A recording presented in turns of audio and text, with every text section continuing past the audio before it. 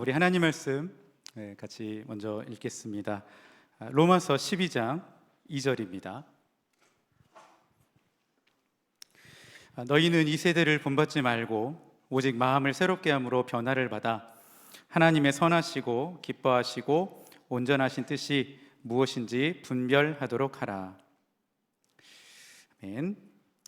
네, 오늘 말씀 전해주실 강사님을 먼저 소개해 드리겠습니다.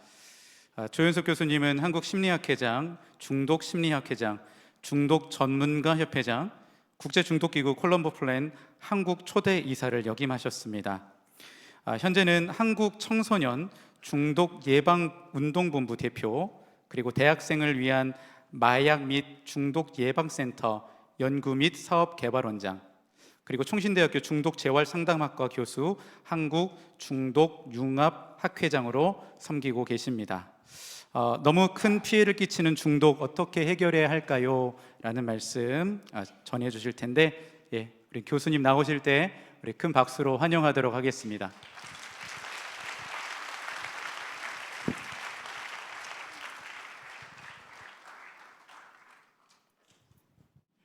안녕하세요, 여러분. 안녕하세요.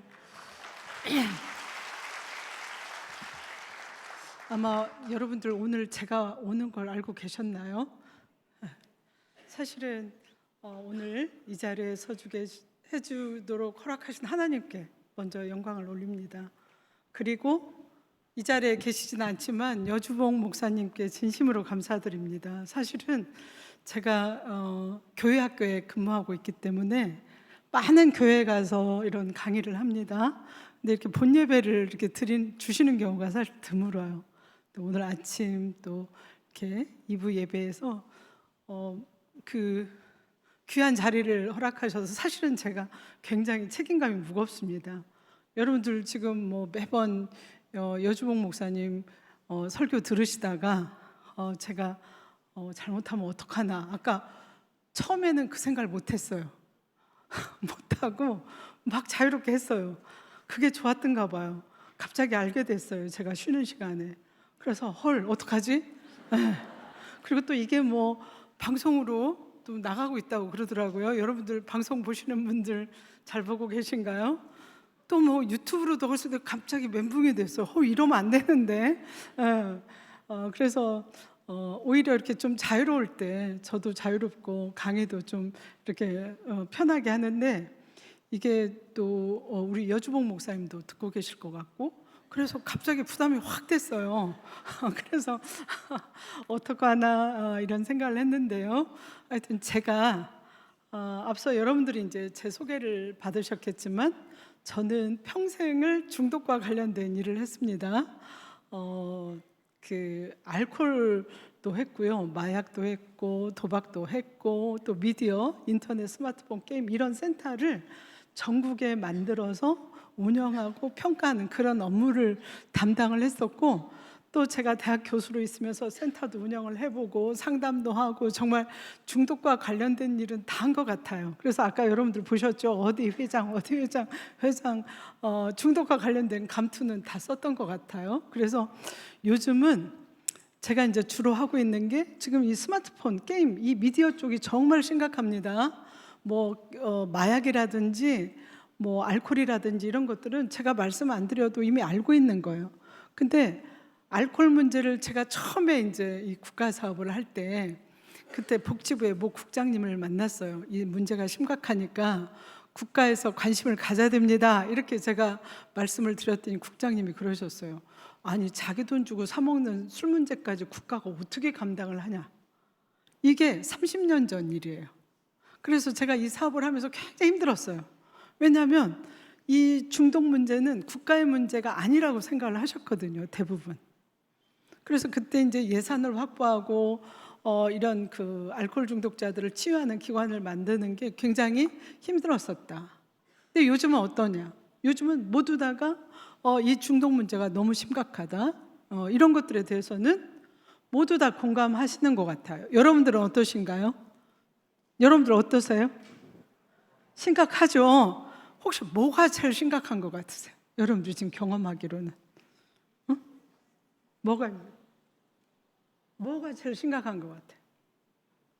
자녀가 있는 집은 일단 스마트폰, 인터넷, 이따 말씀드리겠지만 중학교 2학년, 고등학교 학생들은 보통 지금 40%가 넘는다고 나와 있어요. 근데 어머님들 말씀을 들어보면 100%다. 아들이 스마트폰을 사용해서 그걸 허용하고 쳐다보는 게 쉽지 않아요. 어머님들 계시죠? 그래서 다 어머님들은 우리 아이들 다 문제 있다. 아마 어머니들한테 설문조사를 했으면 모두 다 우리 아이 스마트폰 문제 있어요 라고 대답했을 것 같아요. 자, 그런데 요즘 이제 더 심각한 게 뭐냐? 마약입니다. 여러분, 우리가 몇 년 전만 하더라도 마약은 우리하고 별개 문제라고 생각을 했어요. 그게 왜 문제야? 어떻게 사지? 어디에 있어? 그건 나쁜 반사회적이거나 하여튼 깡패 같은 이런 사람들이나 먹는 거 아니야? 이렇게 생각했거든요.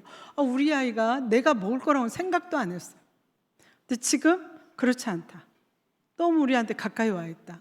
이런 현상들을 보면서 정말 중독이 얼마나 우리한테 많은 해를 끼치는지를 저는 현장에서 직접 보고 있고 또 제가 가르치면서 또 보고 있어요.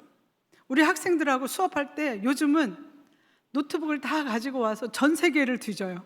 자, 이번 시간에는 미국을 본다. 그럼 미국의 현황을 다 보는 거죠. 유병률이 어떻게 되고 미국에서 뭐가 문제고 이런 것들을 전 세계 자료를 다 뒤져서 봐요. 그 공부를 하면서 전 세계의 흐름도 같이 봅니다. 그런데 문제는 뭐냐? 우리나라가 단연 문제라는 거예요.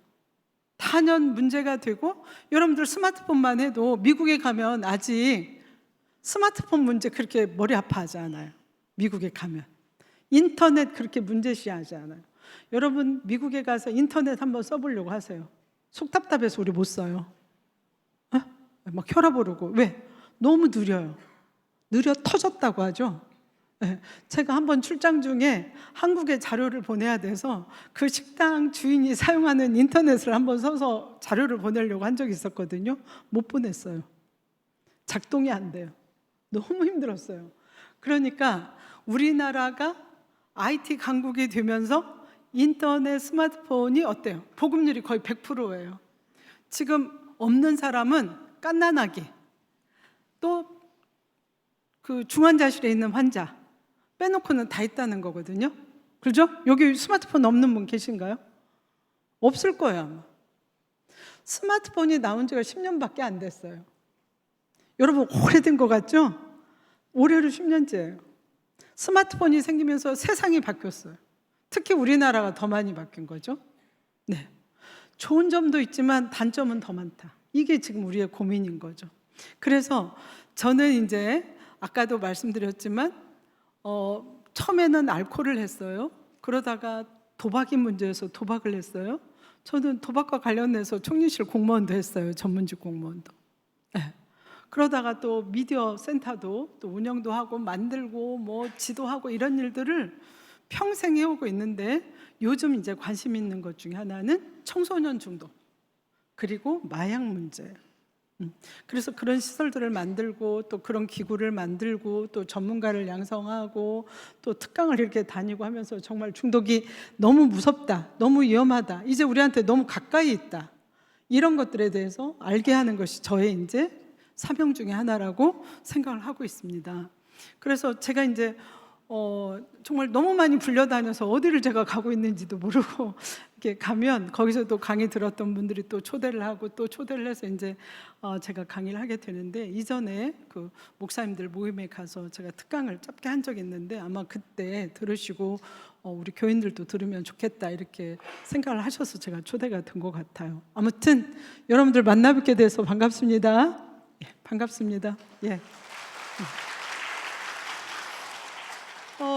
오늘은 사실은 할 말은 너무 많은데 시간이 짧아서 제가 어디다 초점을 좀 맞춰야 될지 모르겠어요. 그래서 다는 말씀드릴 수 없고 제가 자료는 놓고 갈 거예요. 그래서 목사님이 여러분들 필요하신 분들은 다 보실 수 있도록 제가 허락을 했습니다. 그러니까 그걸 보시면 될 것 같아요. 아시겠죠?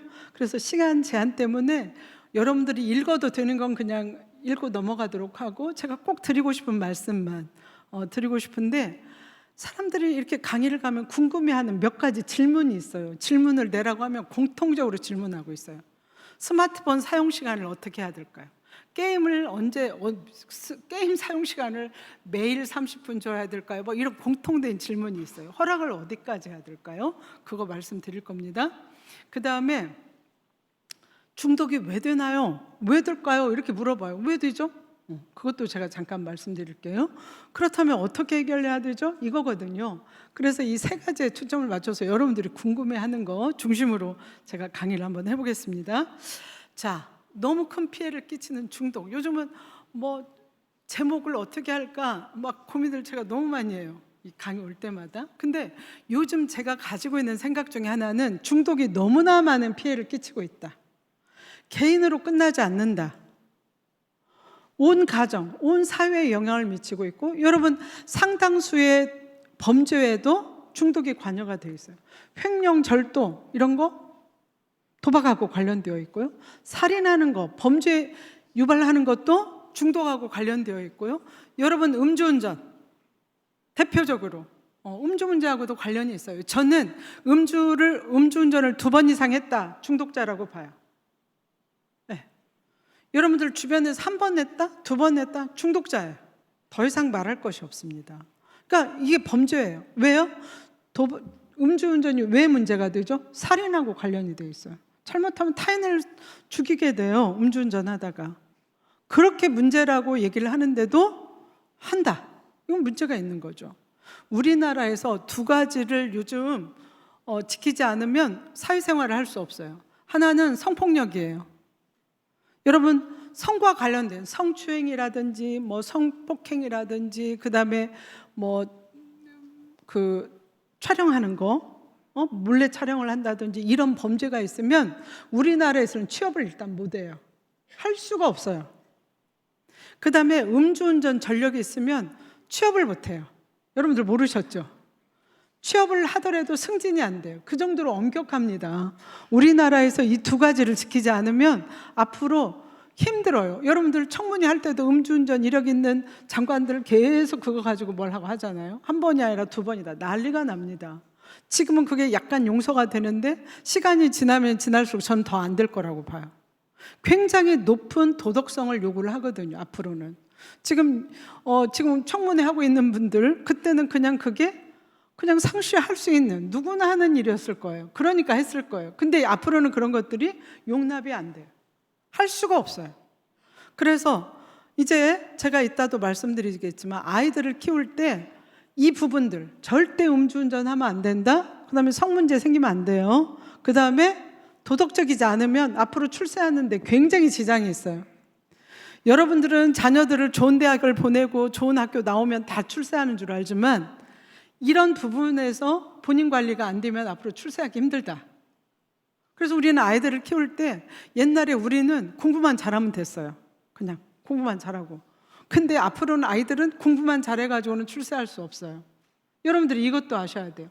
그런데 이 2가지 다 음주운전, 성폭행 문제는 다 중독의 문제다. 중독의 문제입니다. 여러분 뭐 성문제에 있어서 성폭행해서 교도소를 갔다 오면 전자팔찌 끼우죠. 그 사람이 안 할까요?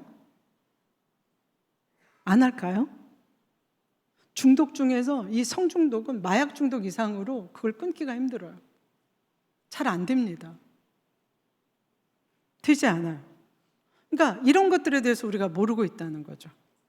그래서 지역 주민들이 일전에도 이렇게 성폭력범이 나오면 난리가 나는 게 맞는 말이에요. 그분이 그리고 다시 성범죄를 저지르는 거 우리는 또 뉴스를 통해서 보게 되고요. 자, 그러면 이런 문제들을 어떻게 해결할 것이냐, 이 부분이에요. 그 부분에 대해서 여러분들하고 같이 고민해 보려고 합니다. 아직도 중독의 문제는 인간의 지식으로 해결할 수 없다. 제가 34년 동안을 중독 문제를 해결하는데 이렇게 교수로서 또 활동가로서 뭐 정책가로서 다양한 분야에서 활동을 했고요. 제가 3주 전에 그리스를 다녀왔어요. 그리스에서 전 세계 중독 관련된 교수들의 모임이 있어요. 그 모임에서 제가 이제 발표도 하고 가서 이제 세계적으로 돌아가는 중독의 현황도 좀 보고 또 계속 만나는 분들이 있으니까 뭐 또 인적 네트워크도 하고 이제 제가 최근에 이제 귀국을 했는데요. 정말 중독 문제가 심각한데 제가 고민하는 지점 중에 하나가 뭐냐면 우리나라는 그 파급의 속도가 너무 빠르다는 거예요. 지금 전 세계적으로 고민하는 그 대학의 교수들이 하는 주 논문은 약물하고 그 마약이에요. 술 문제하고 그 이상은 아직 적극적으로 다루지 않아요. 우리나라는 그거 못지않게 도박, 마약 지금 엄청 문제가 됐거든요. 우리나라가 그만큼 전파 속도가 빠르다는 거예요.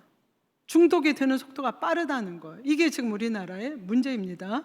그래서 정말 이 문제를 어떻게 해야 될까? 답은 이거예요. 제가 결론적으로 말할 답은 이 문제는 교회에서 해결해야 된다. 여러분, 인간이 이 문제 해결할 수 없다는 게 전 세계 학자들의 답이에요. 인간이 어떻게 해볼 수가 없어요.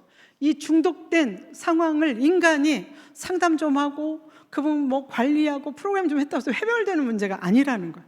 심지어 제가 아까 말씀하셨죠? 저는 한국 심리학회장을 했어요. 혹시 여기 심리학 전공하신 분들 계신가요? 그 자리는 엄청 큰 자리. 회원들이 몇만 명이에요. 우리나라 전국의 심리학과 상담 관련된 교수들이 모두 다 들어와 있는 학회예요. 그런데 저는 상담 전공이에요. 전 상담을 전공한 심리학자인데 제가 할 수 없다고 말할 수 있어요. 그래도 욕먹지 않아요. 이게 사실이니까. 상담 전공하신 분들은 교수님 어떻게 이런 자리에서 상담으로 해결할 수 없다고 말을 하세요. 비난할 수 있어요. 또 그렇게 비난한 사람들도 있었어요. 그러나 막상 중독 분야의 치료 들어오면 그게 너무 어렵다는 걸 알게 돼요. 그래서 우리가 프로그램 개발도 많이 하고 또 그것 알려드리고 해서 효과가 없는 건 아니에요. 효과 있습니다. 안 한 것보다는 훨씬 효과가 있다. 그런데 종국적으로 이 사람이 어떤 중독의 문제에서 끊고 평생 가는 거는 어렵다. 그거예요. 중요한 거는. 결국은 이 중독 문제로부터 벗어나는 사람들의 대부분이 하나님을 만났다는 거예요. 이분들이 그런 고백을 합니다. 그리고 가장 이분들끼리 모임에서 1번으로 주장하는 게 우리가 하나님 앞에서 내가 어때요? 해결할 수 없다는 거. 중독 문제는 내가 해결할 수 없다는 걸 받아들여요. 하나님을 통해서 이게 회복할 수 있다. 그래서 많은 중독자들이 하나님을 만나면서 회복하는 걸 저는 옆에서 많이 봤어요. 물론 뭐 어떤 상담이라든지 프로그램을 통해서도 그런 경우는 있지만 종국적으로 이분들이 독립하는, 중독으로부터 해방되는 그런 지점에 하나님이 계셨다는 거. 그리고 지금 특히 마약과 관련된 프로그램에 목사님들이 많으세요. 근데 그 목사님들 어떤 분이세요? 마약 중독자였다가 결국은 목사님이 되신 분들이 다예요, 지금. 그분들을 저는 자주 봅니다. 또 제가 학교에 초대도 해서 뭐 강의도 하게 하고 하는데 이분들이 와서 학생들한테 하는 얘기, 나는 그간의 별의별 짓을 다 했다. 그런데 결국은 하나님을 만나면서 해결이 됐다. 이 얘기를 합니다. 우리 학교는 종교학교이기 때문에 충분히 학생들이 굉장히 어때요? 감동을 하고 정말 사명감도 갖고 이런 기회가 되는 거죠. 그래서 오늘의 메시지는 이 중독의 문제는 인간의 힘으로 해결할 수 없다. 그래서 어떻게 교회에서 이 문제를 해결할 건지 제가 교회 다니면서 목사님들한테 교회가 하세요 이렇게 말씀드려요. 교회가 하셔야 됩니다. 결국 이 중독 문제를 해결할 건 우리 성경에도 나와 있잖아요. 하지 말라고 했잖아요. 중독 문제는 교회에서 해결해야 된다는 게 저의 절대적인 생각이에요. 여러분들도 좀 동참해 주시면 좋겠어요. 어떻게 하시겠어요? 네? 하셔야 됩니다. 그래야 이 문제 해결돼요. 우리가 나서지 않으면 안 된다는 거예요. 저의 생각은. 그래서 어떻게 앞으로 함께 이 문제를 해결할지 고민해 주시고 또 기도해 주시고 여러분들이 동참해 주시면 너무 감사하겠어요. 저는 뭐 아까도 이렇게 소개가 됐지만 정말 다양한 일을 오랜 동안 했어요. 그래서 상도 많이 받았어요. 그냥 관련 부처에서 다 줬어요. 왜요? 열심히 오랫동안 수십 년을 하고 있으니까 됐고요. 지금 이제 세계적으로도 제가 활동을 하고 있고 또 이렇게 그냥 전국을 돌아다니면서 강의를 하고 있습니다. 그래서 여러분들이 알고 계시는 것보다 꽤 유명한 사람이다. 됐죠? 여러분들이 오늘 여목사님 못 뵈서 서운한데 그래도 이렇게 꽤 유명한 강사를 만나는 것도 안 나쁘다고, 그것도 궁금하다 그러면 인터넷에 조현섭 교수를 쳐보세요. 쫙 이제 제가 활동했던 것들이 언론이나 뭐 이렇게 방송 통해서 나오고, 뭐 중독과 관련된 거는 무슨 종교 방송에는 다 나가서 매번 문제 있다고 하면 뭐 어쩌고 저쩌고 할 거예요. 여러분들 나중에 보게 되면 반가워하세요. 저 나가면. 하여튼 이것도 있네요. 저는 지금 현재 공식적으로 다 중독의 데모다 이렇게 얘기하고 있어요. 아시겠어요? 제가 한 거 아니에요. 방송에서 해준 거예요. 그래서 제가 은근슬쩍 소문내고 다녀요. 그리고 이제 가끔 이렇게 교회 다녀가면 또 가정 내 중독 문제 있는 분들이 또 연락도 하시고, 그래서 제가 어디를 가시면 좋을지 안내도 하고 이렇게 해요. 그러니까 제가 오늘 굳이 제 설명을 좀 하는 거는 여러분들이 제 얘기를 좀 신뢰했으면 해서 드리는 말씀이에요. 이렇게 오랜 동안 했다, 이렇게 유명한 사람이다, 그러니까 오늘 제 얘기를 어떻게 해요? 잘 들으셔야겠죠. 그리고 듣기만 하면 안 되죠. 실천하셔야 됩니다. 그렇죠? 그 실천의 방법도 말씀드릴 거예요. 근데 제가 저 때 지금 34년이니까 7년 전에 찍었던 사진이에요. 지금이나 똑같은 것 같아요. 그렇죠? 7살 더 먹었는데. 왜 그럴까요? 열심히 바쁘게 살다 보면 안 늙어요. 늙는 사람들의 특징이 있어요. 활동 안 하고 고민만 하고 앉아있는 분들. 매 쓸데없는 고민. 어제 누구 만났는데 그 사람이 무슨 얘기를 했는데 표정이 어땠는데 왜 그랬을까? 나를 무시한 거 아니야? 왜 그 권사님은 나를 안 좋아하지? 왜 내가 말하면 주의 집중 안 하고 딴 얘기하지? 매 그것만 생각하면 어떻게 해요? 늙어요. 아시겠어요? 그래서 그런 에너지를 생산적인 데 써야 된다는 게 제 생각이에요. 그래서 할 일이 없다. 그럼 중독 문제 해결하는데 앞장서자고. 우리가 교회에서 캠페인도 하고 지나가는 사람들한테 전단지도 주고 또 학교에 나가서 특강도 하고 하실 일이 너무 많다. 그래서 나는 할 일이 없어서 너무 외롭고 심심하다. 어떻게 하셔야 되겠어요? 공부를 하셔야 돼요. 할 일이 너무 많다. 아시겠죠? 그런 기회를 제가 드릴 거예요. 지금 중독 전문가 양성을 교회 중심으로 하고 있어요. 교인들만. 그래서 성경적으로 그 문제를 어떻게 봐야 되지, 성경적으로 어떻게 풀어야 되는지 교인들만 그 양성하는 프로그램이 있거든요. 제가 내년 지금 올해 거는 지금 이미 진행이 되고 있고, 혹시 관심 있는 분들은 내년 3월부터 다시 진행할 거예요. 그래서 그 연락을 제가 이제 우리 김명훈 그 목사님한테 드리면 나중에 관심 있는 분들은 오시면 좋겠어요. 자, 중독이란 무엇일까요? 이렇게. 사실은 중독을 성경적으로는 죄로 보고 있어요. 우리는 우리가 절대적으로 섬겨야 되는 분은 하나님이시잖아요. 근데 하나님 이상으로 술을 섬기고 도박을 섬기고 이러면 안 되잖아요. 마약을 섬기고. 그래서 죄로 보고 있다. 그리고 하나님 이외의 대상한테 자기의 주권을 내어준 거.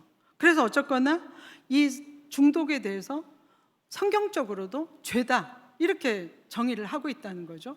여러분, 중독은 죄입니다. 중독이 되는 건 죄예요.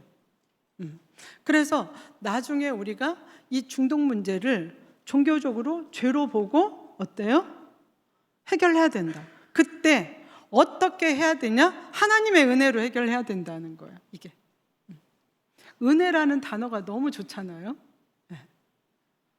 하나님의 은혜로 이 문제가 해결돼야 된다. 이거에 대해서 여러분들이 꼭 명심을 하면 좋겠다. 그리고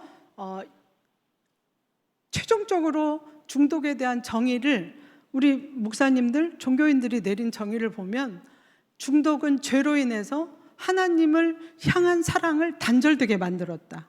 그러니까 하나님을 가장 사랑하고 아끼고 우리가 그분을 따라야 되는데 그러지 않다는 거죠.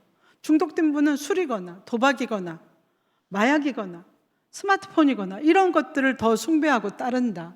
그래서 잘못됐다고 보는 거예요. 그래서 결국은 하나님에 대한 사랑이 단절돼서 하나님의 은혜에 응답하지 못한 인간의 상태다. 이렇게 얘기를 하고 있어요. 결국 이렇게 말하나 저렇게 말하나 중독은 죄다. 하나님 앞에서 죄다. 죄를 짓고 있다. 그래서 이 죄에 대해서 해결할 수 있는 방법을 우리가 모색해 봐야 된다 하는 말씀을 드려요. 그런데 제가 이제 이런 것 같아요. 여러분들이 이제 그래 하나님의 방법이야. 그러면 이걸 해결할 수 있는 방법은 기도잖아. 와서 말씀 잘 듣는 거잖아. 근데 여기에 제가 볼 때는 전문적인 상담이 좀 들어가야 될 것 같아요. 왜 너가 중독자가 됐고 네가 하는 행동이 왜 잘못됐고 그 다음에 이 문제를 해결하기 위해서는 우리 가족 주변 사람들이 어떻게 해야 되는지를 알고 여러분들이 모르고 무조건 기도만 하는 것보다 이 사람을 어떻게 도와야 될지에 대한 구체적인 방법을 알고 함께 기도하고 함께 나아갈 때 훨씬 더 의미가 있다. 그래서 제가 교회에 가서 더 원하면 여기는 뭐 목장 모임이 있나요? 목장이라고 하나요? 교회마다 조금 성향 다르더라고요. 여기는 무슨 모임이 있죠? 오이 코스 모임. 예, 어렵네요.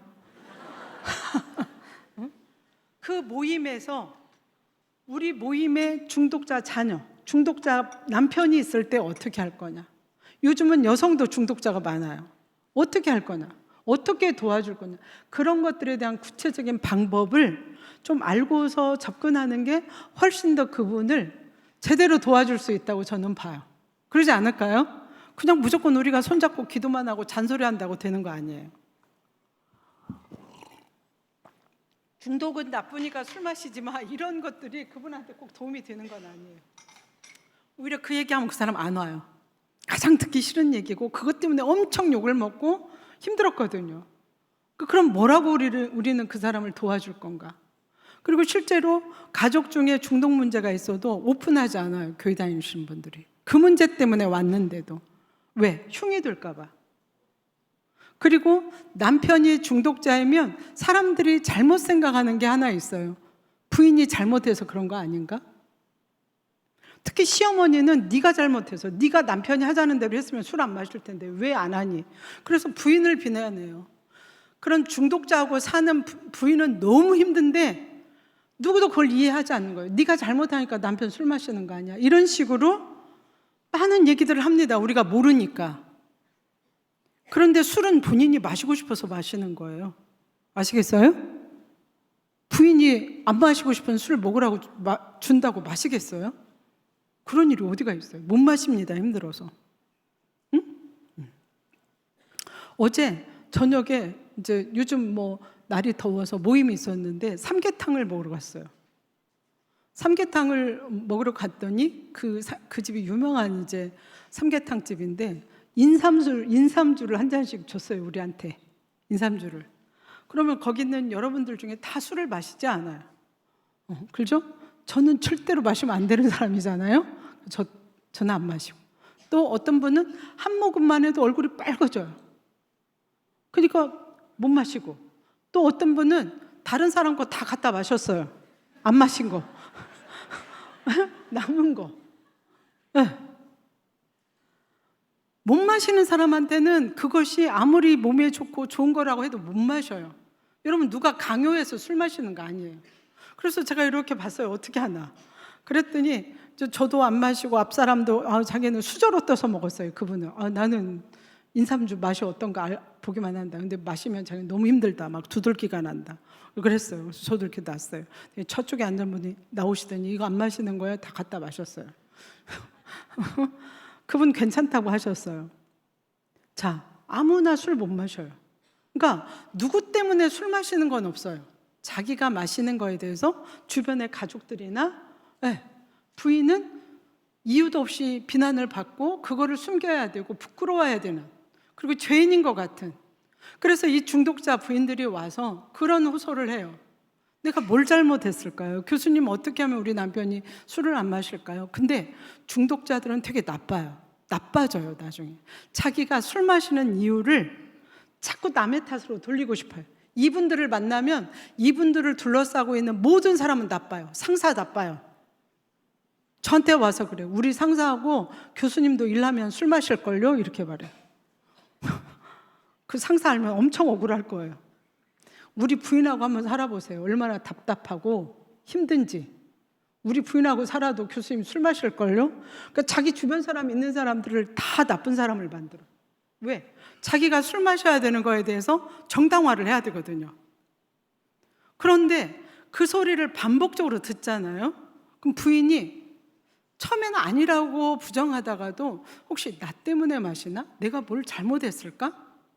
그래서 자존감이 낮아지고 눈치를 보고 부끄러워하고 다른 사람들을 만날 때 떳떳하지 않아요. 아무것도 하지 않았는데 본인 술 마시고 와서 행패 부리면 그 뒷바라지밖에 한 일이 없는데 그 원인의 대상이 돼서 막 비난하면 그래요. 더 놀라운 거는 술 마시고 구타하고 때리는 그 폭력범들의 부인은 더해요. 여러분, 그 남편이 술 마시고 와서 엄청 때려요. 물건 다 때려 부셔요. 여러분들 사시겠어요? 살까요, 우리? 저는 안 살아요. 저는 더 때릴 것 같아요. 술도 취했겠다. 때리라고 제가 말해요. 때리면 밟으라고 해요. 당하지 말고. 왜 맞아야 되죠? 아니, 본인 술 먹고 왔으면 잘 자면 되지 왜 때리냐고요. 살지 말라고 그래요. 제가 이 교회에서 와서 이런 말 해서 죄송한데, 살지 말라고 하는 건 살게 하기 위해서예요. 맞지 말라고 하세요. 그리고 때리잖아요, 내가. 그럼 남편도 나 안 때려요. 그거 모르시죠? 혹시 그 사람 있으면 알려주세요. 내가 더 세게 때리잖아요? 그럼 남편이 와서 눈치 보고 방에 쏙 들어가 자요. 진짜예요. 진짜예요. 혹시 우리 교인 중에 맞고 사는 사람 있으면 더 때리라고 하세요. 죽지 않을 만큼. 손 안 부러질 정도로 잘 봐가지고. 왜냐하면 술이 취해 있는 사람 자기 몸 잘 못 가누거든요. 버르장머리를 고쳐야 되는 거예요. 근데 우리는 하지 않아요. 그러니까 왜 매를 맞고 사냐고요? 매 맞게 내가 환경을 조성하고 그거에 내가 순응하고 있기 때문이에요. 사시면 안 되고 어때요? 나와야 되고 이분의 치료를 위해서 도움을 청하셔야 됩니다. 이런 것들이 안 돼 있다는 거예요, 지금. 그래서 알코올 중독자나 다른 기타 도박 중독자는 더 세요. 도박 중독자는 술이 안 취한 상태에서 부인을 때리고 돈 안 내리면 집게 다 때리고 그러고 부수고 이러거든요. 그러니까 누가 더 나쁜가 저한테 물으면 단연 도박 중독자라고 저는 말해요. 그러니까 알코올 중독자는 취해가지고라도 정신이 없어서 때린다 해요. 도박 중독자는 정신이 멀쩡한 상태에서 때려요. 그게 맞아요? 근데 왜 맞아요? 집 다 날리고. 여러분, 내가 도박 좀 했어 이렇게 말하려면 얼마를 잃어야 되냐면 보통 한 30억은 잃어야 돼요. 내가 도박 때문에 센터에 프로그램을 하러 갔어요. 또 병원에 입원을 하러 갔어요. 제가 알코올 중독자가 평생 술을 마시면 얼마나 마실까 돈으로 계산해 봤어요. 이분들이 주로 마시는 건 소주하고 막걸리예요. 그럼 1,000원 남짓 하잖아요. 그럼 하루에 뭐 100병 마실 것 같으세요? 못 마셔요. 3병 이상을. 마시면 몸이 받질 않아요, 여러분. 술을 조금 마시는 게 아니라 안 받으니까 못 먹는 거예요. 그러면 이분들이 하루에 3,000원에서 5,000원 이렇게 계산을 해보니까 평생 마시는 술값이 5천만 원에서 6천만 원 돼요. 도박 중독자들은 나 도박했어 병원에 잡혀오면 보통 30억. 그 정도 돼야 도박 중독자라고 본인들이 인정해요. 뭐 1억 잃었어, 3억 잃었어, 이건 애개개. 그러니까 같이 입원을 시켜놓았더니 어떤 일이 생겼냐? 알코올 중독자들이 심부름하고 다니는 거예요. 형님 하면서. 이건 사실이에요. 제가 병원에 근무할 때 알코올 중독자하고 도박 중독자를 같이 입원을 시켜놓으면 나중에 이 알코올 중독자들이 형님하고 모셔요. 그 사람들이 30억 이런 사람이 5천만 원, 야 너는 술 좀 마셨다고 여기까지 오냐? 너 똑바로 해 이러거든요. 너 부인 단속 똑바로 해. 어떻게 하면 여기까지 와서 이러고 정신병원에 입원해 있니? 이렇게 말을 하거든요. 그래서 나중에 우리가 분리를 시켰어요. 왜냐하면 이 알코올 중독자들이 와가지고 치료받는 게 아니라 도박 중독자들을 심부름하고 눈치 보는 게 일이었어요. 이게 현실이에요. 그래서 나중에 이제 알코올 중독자는 알코올 중독자들이 모으고 도박 중독자는 도박 중독끼리 모아가지고 이제 프로그램을 하면 거기서도 또 누가 제일 많이 잃었는가? 그게 뭐 자랑이에요? 제일 많이 잃은 사람이 또 거기서 대장이에요. 다리 꼬고 앉아가지고 거만하게 심부름 시키고 뭐 가져오라고 하고 그러고 앉아있어요. 말이 안 되는 거잖아요. 가족들이 이렇게 얘기를 해요. 술꾼은 아빠가 이제 술을 마셔요. 남편이 술을 마시면 가족들이 준비를 해요. 이 인간이 앞으로 가장으로 생사하기 틀렸다.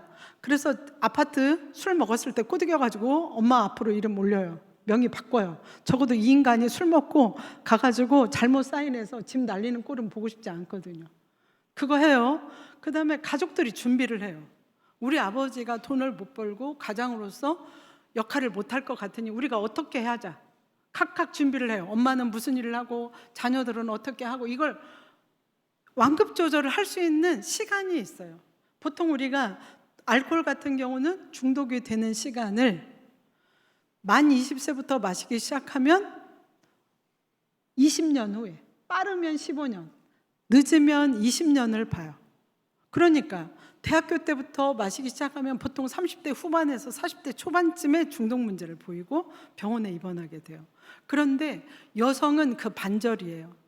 자, 왜 그러냐? 여성은 지방이 많아요. 술을 마시면 빨리 분해가 안 됩니다. 그래서 잔류하는 기간이 길어서 같이 마시더라도 여자는 남성의 반절이에요. 그래서 결혼해가지고 남편이 집에서 와서 술 홀짝홀짝 같이 마시면 부인이 더 알코올 중독이 먼저 돼요. 이해하셨어요? 네, 빨리 중독이 돼요. 그리고 청소년은 어떠냐? 청소년은 여성의 또 반절이에요. 그래서 여성이 10년 걸리면 청소년은 3년에서 5년 만에 중독 상태가 돼요. 요즘 알코올 전문 병원에 가보면 옛날에는 남편들이 많았어요. 지금은 70%? 많은 데는 그렇다고 하더라고요. 대학생들이 와 있는 거예요. 청년들이. 왜? 이 친구들이 고등학교 때부터 술을 마셨어요. 그런 아이들은 빨리 중독이 돼요. 그래서 그때부터 중독 상태로 가요. 그러니까 중독되는 시간이 굉장히 짧아졌고 젊은 친구들이 중독에 많이 되고 있다. 그거는 객관적인 자료로도 좀 증명이 되고 있어요. 도박도 마찬가지. 도박도 우리나라가 도박의 종류가 제일 많고요. 지금 청년들 같은 경우에는 스포츠 토토, 도박 아니라고 생각해요. 그거는 직접 게임을 보고 배팅하니까 아니라고 하는데 학생들이 그걸 너무 많이 하고 있어요. 그래서 학교 못 다녀요. 그런 친구들이 지금 굉장히 많다. 그리고 우리나라가, 제가 라스베가스를 예를 들었는데 라스베가스의 도박 유병률이, 중독 유병률이 4.1%예요. 우리나라는 6%에서 7%예요. 이해되세요? 지금 모든 중독 분야에서 도박의 종류도 많고 제일 많아요. 우리나라 소싸움까지 있는 거 아셔요? 그 청도 가지 마세요. 제가 그렇게 알려드려요. 지금 가지 말라고. 경정 있어요. 미사리 포트 하나도 재미없어요. 거기는 80km 이상을 달리면 안 돼요. 그러니까 한 사람이 처음 1등하면 끝까지 그 사람이 1등이에요. 근데 왜 거기 가서 허구한 날 앉아 있는지 저는 이해가 안 되는 거죠. 또 경륜, 자전거 한 사람이 앞서면 그걸 추월하기가 힘들더라고요. 그거 보러 그냥 가서 축 치고 앉아 있는 거예요. 그 다음에 우리나라 중독의 문제가 뭐냐? 여기 성남에도 가장 큰 그 장외 매장이 있어요. 그러니까 그 장외 매장은 모든 중독 분야를 스크린으로 송출해가지고 거기서 배팅하게 하는 거예요. 여기서. 우리나라에 그런 시설이 근 100개가 있어요. 성남에 지금 몇만 명이 들어가는 것이 여러분들 곁에 있어요. 지역 주민들이 가까이 할 수 있는 곳에 있다. 모 국회의원이 도박하는 거의 심각성을 알고 그 법을 만든 게 사행산업통합감독위원회 법이 있거든요. 우리나라는 도박이 불법인데 합법화 시켰어요. 합법화 시킨 것들이 있어요. 카지노 대표적인 게, 경마, 경정, 경륜, 그 다음에 아까 말씀드린 스포츠 토토, 복권, 소싸움 7가지가 있어요. 이분이 의정활동하는 내내 도박법 만들고 도박 못하게 하는 거에 4년 내내 이분이 시간을 투자를 하셨어요. 그래서 제가 이제 그때 총리실에 이제 그 공무원으로 근무를 하고 있어서 이 의원님을 만나게 됐는데 여자분이셨거든요. 제가 물었어요. 의원님 왜 이렇게 도박 문제 해결하는데 앞장서세요? 왜냐하면 이 문제 하려니까 또 여러 군데서도 난리를 치는 거예요. 그랬더니 이분이 이런 얘기를 하셨어요. 자기가 어느 장외 매장을 가시게 됐다는 거예요. 들어가는데 옆에 아이가 있더라는 거예요. 그래서 왜 여기에 아이가 있지? 그리고 돌아가서 다 이렇게 돌아보는데 또 그 아이가 거기 있었던 거예요. 갓난아기가. 도박하는 엄마가 애 데리고 와서 그냥 한쪽에 내팽개 쳐놓고 자기 도박한 거예요. 이걸 보고 그분이 엄청 충격을 받으신 거예요. 이건 보통 문제가 아니고 우리 동네에 이렇게 도박장이 들어와 있다는 건 이건 정말 큰 문제다. 네. 근데 한번 만들어 놓은 거는 없앨 수가 없어요. 지금 우리 동네에도 우리나라에서 가장 큰 장유 매장이 여러분들 가까운 동네에 있다. 결국은 그런 시설이나 그런 프로그램을 운영하거나 이용하는 사람들은 가장 근접한 사람들이 하게 돼요. 강원도에서 오지 않아요. 여기 이 근방에 있는 생활권에 있는 사람들이 이용을 하거든요. 이미 여러분 우리 주변에 용인하고 가깝거든요. 그런 사람들이 없다고 저는 장담 못해요. 분명히 있을 거예요. 우리 교회 안에도 있을 거예요. 이런 것들, 장외매장, 도박장들이 그냥 곳곳에 널려 있다. 여러분들은 모르셨을 거예요. 그래서 이 문제를 해결하는 게 간단하지 않다고 보는 거예요, 지금. 근데 더 문제는 뭐냐? 마약이에요. 마약은 우리가 그냥 우리하고 전혀 무관한 줄 알고 살았어요. 여러분들 마약 어디서 산지 아셔요? 몰라요. 그리고 마약은 일단 하면 안 된다는 생각이 우리나라 사람들한테는 굉장히 강했어요. 왜? 일단 법으로 마약을 하게 되면 법적인 처분을 받아서 우리가 만나지 않아요. 일단 경찰서로 가고 교도소로 갑니다. 그래서 우리 일반인들하고는 무관한 줄 알았어요. 근데 이제 무관하지 않아요. 사는 방법도 쉬워졌고 가격도 엄청 싸졌어요. 이전에 한번 구입하는데 최소 비용이 20만 원이었다면 지금은 2만 원이면 사요. 우리 대학생들한테 제가 여쭤봤어요. 너희들이 알바를 해서 한 달에 보통 얼마를 버니? 우리 학생들이요 보통 100만 원을 벌더라고요. 그러면 2, 3만 원 주고 마약 사는 게 비싼 돈이 아닌 거예요. 그래서 제가 우리 학생들은 교회 학생이니까 당연히 안 할 거라고 보고 자 이걸 물었어요. 너 할 거니? 자기는 안 한대. 친구는 어떨 거 아니에요? 친구는 할 것 같다는 거예요. 친구는 한두 번 해볼 것 같다는 거예요. 호기심으로. 마약에 대한 학생들의 인식이에요. 나는 중도각과 학생이라 이제 그 폐해를 알기 때문에 안 하지만 친구는 할 것 같아요. 이걸 준다면 친구는 한 번쯤 받아 먹어볼 것 같아요. 이 맛이 어떨지 궁금할 것 같아요. 그런데 문제는 뭐냐면 술하고 달라요. 마약은 한두 번만 해도 중독이 돼요. 그게 문제예요. 그래서 이제 굉장히 위험하다고 보고 있는데 너무 우리 가까이 와 있다. 마약을 사는 시간이 지금 서울, 경기, 인천 이권에서는 좀 지방은 다르지만 내가 그걸 시키면 짜장면보다 먼저 온다는 거예요. 가격도 2만 원대예요. 내가 지금 주문을 하면 제가 지금 여기서 주문을 하잖아요. 그러면 10분 이내에 여기 와요. 비밀이 보장됩니다. 이게 문제예요. 지금 이런 일들이 너무 급속도로 진행되고 있다. 그래서 지금 이전에 한동훈 대표님이 어떻게 했어요? 마약과의 전쟁을 선포하셨잖아요. 2년 전에. 그 이후로 지금 마약 사범들 엄청 잡아들이고 있고 식양청이나 법무부에서 이제 이 일을 하고 있어요. 거기에 이제 저는 편승해서 대학생들 위한 예방활동단을 만들고 올해 전국의 10개 대학에서 대학생들을 마약하지 말라는 캠페인과 활동을 하고 있거든요. 근데 그것도 왜 하게 됐냐? 고려대에 마약 파티 하자고 이게 올라온 거예요. 더 좋은 말로는 도파민 파티라고 한 거예요. 그리고 거기는 170명만 와라. 그리고 좋은 대학만 지정을 했어요. 아무나 못 오게. 네. 그런 게 각 대학에 다 들러붙은 거예요. 그래서 그걸 발견한 목사님이 큰일 났다. 그래서 그 목사님 중심으로 대학생 예방활동단이 만들어진 거예요. 교회에서 하고 있어요.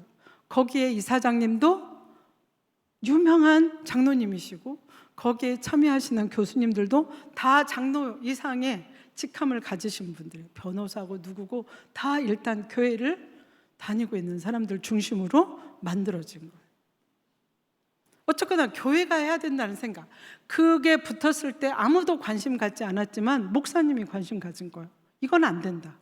큰일 났다. 그래서 지금 현황을 조사하고 있는데 대학교에 외국인 유학생들이 고대 같은 경우는 1년에 1,500명 이상이 들어온대요. 근데 걔네들이 마약도 했고 외국에서 살다 온 아이들인데 관리가 안 되고 있는 거예요. 그리고 마약 파티 해도 되는 걸로 알고 한 거예요.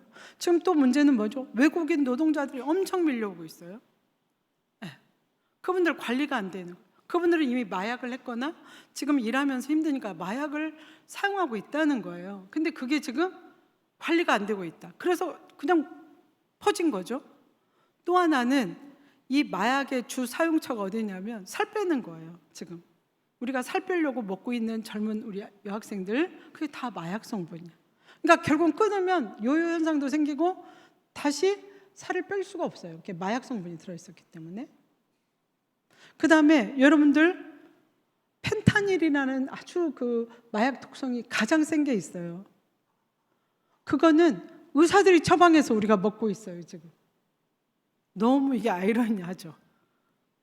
우리는 모르고 먹고 있어요. 근데 이게 중독이 되면 여러분들 유튜브에 들어가서 마약 중독, 펜타닐, 뭐 펜실베이니아 이런 거 치면은 그 좀비들이 이러고 있는 거, 길거리에 다 널브러져 있는 거 실컷 볼 수 있어요. 제가 작년에도 이제 미국을 다녀왔고 제가 1년에 한두 번 정도는 해외 출장을 하면서 이제 그런 현장들을 보게 되는데, 제가 가면은 매년 가는 시설이 하나 있어요. 그 시설이 어떻게 계속 운영이 되는지를 제가 이제 팔로우를 좀 하면서 의견을 좀 듣기도 하는데, 이전에는 없었던 것이 하나 생겼더라고요. 옆에 그 뭐죠? 텐트가 도로 위에 쫙 서 있는 거예요. 그래서 뭔가 하고 봤더니 거기 사람들이 또 이렇게 널브러져 있는 거예요. 마약 중독자들이 길거리에 널브러져 있으니까 거기 그 동네 한인교인 목사님들이, 우리나라 텐트가 성능이 좋잖아요. 이걸 사가지고 이 노숙자들한테 준 거예요. 그러니까 노숙자들이 전부 다 그 텐트를 쳐놓고, 작년에 여름이었거든요. 엄청 더운데 거기 들어가서 다 약 먹고 널브러져 있는 거예요. 근데 더 충격적인 건 그 옆에 좋은 시설이 있어요. 그리 가면 에어컨도 빵빵 나오고 거기 가면 밥도 먹을 수 있고, 근데 안 가요. 그러니까 중독이 되면 얼마나 비인간적으로 사는지를 보는 거예요. 길바닥에 누워있더라도 안 가요. 그래서 제가 거기 같이 간 목사님한테 이거 텐트 제공하지 말라고 하세요 이렇게 부탁드렸어요. 이분들이 더 불편하고, 비가 오면 비를 맞고 눈이 오면 눈이 맞으면 거기 껴들어갈 거거든요. 집으로. 그리 가셔야 되거든요. 길거리에 사는 게 맞지 않잖아요. 그래서 오히려 이런 거 제공하면 안 됩니다 제가 그랬어요.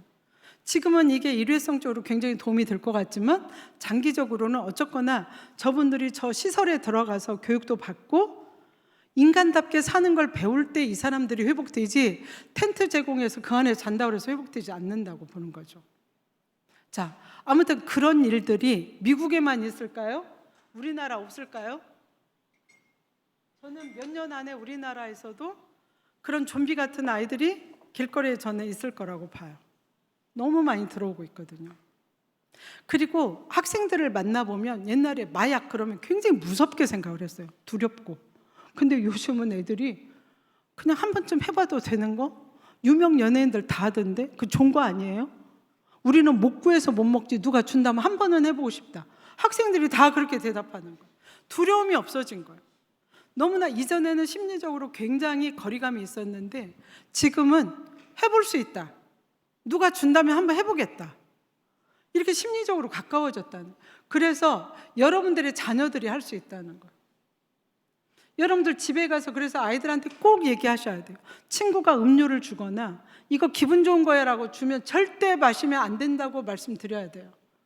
아이들 단속을 이제 하셔야 됩니다. 안 돼요. 지금 대치동에서 그런 일이 있었잖아요. 음료수 줬잖아요 아이들한테. 마약 탄 거였거든요. 근데 더 제가 그 이후에 듣고 충격받았던 게 뭐냐면 어머니들이 잘 모르니까 그거 받아다가 애들을 주기로 먹인 거죠. 마약이라고 생각도 못한 거죠. 그 비싼 마약을 탔을 거라고 상상도 못한 거죠. 그냥 무슨 좋은 약인 줄 알았던 거죠. 그런 것들이 우리 생활에 깊이 지금 침투해 있다. 그리고 이미 우리들은 많이 그걸 먹었다. 지금 최근에 유아인 씨가 계속 입줄에 오르내리잖아요. 그분이 왜 그렇게 프로포필을 맞았을까요? 좋으니까요. 그러니까 어떤 문제가 있으면 다른 방법으로 그 스트레스를 풀어야 되는데 그냥 약 먹고 주사 맞고 해결했던 그 방식이 내성이 생기면서 양이 증가하고 이러면서 이제 불법을 자행할 수밖에 없는 그런 상황이 된 거죠. 근데 그런 사람들이 한두 명이 아니에요. 우리 제가 말씀드리지 않아도 최근에도 뭐 연예인 자살했고 그런 일들이 지금 비일비재하고 연예인이 아니기 때문에 언론에 노출은 안 되지만 그런 사람들이 꽤 많아지고 있다. 그래서 그 중독의 폐해는 우리 가정에 너무 우리 가정뿐만 아니라 사회에 정말 깊숙이 들어와 있다. 이걸 여러분들이 아셔야 된다는 거예요. 너무 문제다. 자, 중독은 뭐냐? 강박적으로 그걸 사용하거나 행동하는 걸 우리가 말해요. 근데 중독되면 여러분들이 생각하고 있는 중독 그러면 거의 논팽이 수준을 생각해요. 그냥 길거리에 누워있는 사람. 아니에요. 그냥 술을 즐기는 사람 중에도 중독된 사람들이 있을 수 있다. 그러니까 결국 중독의 정의는 이거예요. 얼마나 마시느냐, 얼마나 했느냐보다 그것으로 인해서 그 사람의 일상생활이 무너졌다. 제가 어떤 부인이 자기 남편이 술을 많이 마신다고 같이 왔어요. 그래서 가족들, 애들을 2명 데리고 왔어요. 딸들을. 그래서 아이들한테 그림을 한번 그려보라고 그랬어요. 가족. 그랬더니 엄마는 주방에서 일하고 딸 둘은 TV를 보고 있고요. 아빠는 저 문 쪽, 거실 저쪽 그 창가 있죠. 거기 가서 쭈그리고 이렇게 사는 걸 그려놓은 거예요. 아이들이. 그래서 이게 뭐냐? 우리 아빠는요, 집에 오면 저 자리에서 맨날 저러고 자요. 술 마시는 분들이 어떠죠? 오면은 그 거실 한쪽에 가서 그 자리에서 쭈그리고 자는 거예요. 그럼 왜 문제냐, 이 사람이? 놀러 가지 않아요. 아이들하고 놀지 않습니다. 가족들하고 대화를 하지 않아요. 술 먹고 오면 그렇게 구덩이에 자는 거예요. 그래서 제가 보여드렸어요. 이게 아이들이 보고 있는 당신의 모습이다. 아버지를 술 먹고 와서 맨날 구퉁이에서 쭈그리고 자는 사람, 이렇게 애들이 기억을 하고 있는 거예요. 근데 그 아빠가 굉장히 충격을 받으시더라고요. 애들한테 물어봤어요. 우리 아빠는 우리하고 놀아주지 않아요. 맨날 술 먹고 와서 저 자리에 자요. 그리고 우리 엄마하고 맨날 싸워요. 일상생활이 제대로 되지 않는 것, 술을 얼마를 마시든 안 마시든 도박을 얼마 하든 안 하든 일상적인 생활이 유지가 안 되는 거예요. 그거에만 빠져 있고 그것만 해야 좋은 거예요. 여러분 여기에서 카지노를 매주 가라고 하면 여러분들 가시겠어요? 토요일마다? 여러분들 가실 수 있어요? 저는요, 제가 총리실 공무원 할 때 거기를 한 달에 한 번 이렇게 가는 것도 힘들었어요. 강원도까지 가서 그분들 어떻게 지내는지. 여러분 카지노가 어떻게 생겼어요? 사북, 고안, 태백 그 석탄 인부들 생활 배려하고 한다고 그게 만들어진 거거든요. 지금 가면 그 사람들 아무도 동네에 없어요. 사북, 고안, 태백 사람들은 없어요. 다 쫓겨났어요. 누가 있어요 거기에? 도박 중독자들. 가면 거기에 도박 중독자들이 한 2,000명이 우글우글 살고 있어요. 아마 더 늘어나겠죠, 앞으로는. 서울에서, 경기도에서 도저히 볼 수 없는 전당포가 거기 가면 쫙 있고요. 제가 오늘 여러분들 만났으니까 선물을 하나 드리자면, 거기 가면 새 차로 벤츠 이런 유명 차들이 널려 있어요. 전당포 앞에. 에? 차 사고 싶으면 거기 가서 사시면 돼요. 이건 팁이에요. 저도 어떤 때 이렇게 지나가요. 새 차가 있으면 아, 내가 공무원 아니면 저 차 살 수 있다. 거기 붙어 있어요. 500만 원. 네, 돈이 급하면 내려와서 자기 차 맡기고 그냥 돈 액수 상관없이 팔고 가버리는 거예요. 그 다음에 또 선물 하나 드릴게요. 노후 걱정하지 마세요. 노후에 너무 힘들면 거기 그 동네 가면 돼요. 제가 거기 교회에서 아점을 주게 해놨어요. 제가 공부할 때. 그래서 거기 가면 11시에 아침 겸 점심을 먹을 수 있어요. 옆에 커피숍도 만들어놨어요. 그러니까 아침 드시고 커피 드시면 돼요. 저녁은 어떻게 하냐, 또 후원 받아가지고 라면, 뭐 쌀, 겨울에는 교회 두 교회에다가 부탁해가지고 김장김치 이런 걸 해서 저녁을 해결하게 돼요. 그러니까 두 끼는 넉넉히 해결할 수 있어요.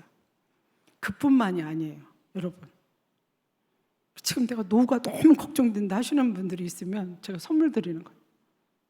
아침에 강원랜드는 1인 출입이 8,000명이에요.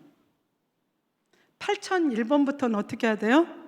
웃돈을 주고 가야 돼요. 그러니까 중독자들이 먼저 올라가셔서 줄 쫙 서는 거예요. 6시부터 8시 입장이면. 그래서 이분들이 먼저 5,000원씩 그걸 사요. 그래서 그 다음부터는 부르는 게 값이에요. 보통 20만 원씩을 받는다고 하더라고요. 근데 이분들은 15번까지만 할 수 있어요. 그래도 300만 원이에요. 그렇죠? 어때요, 여러분들? 300만 원 돈 벌고 아점 주고 저녁 해결해 주고 또 연탄하면 가스로 연탄불로 사망할까 거기 가스로 다 바꿔놨어요. 그런데도 겨울 되면 저한테 탄원서가 왔어요. 우리 여기가 뭐 부족한데 이거 안 해주면 우리 다 자살할 거다. 저는 가야 돼요. 그거 해결해 주러. 또 음식도 나쁘다고 타박도 해요. 응? 맛이 없다.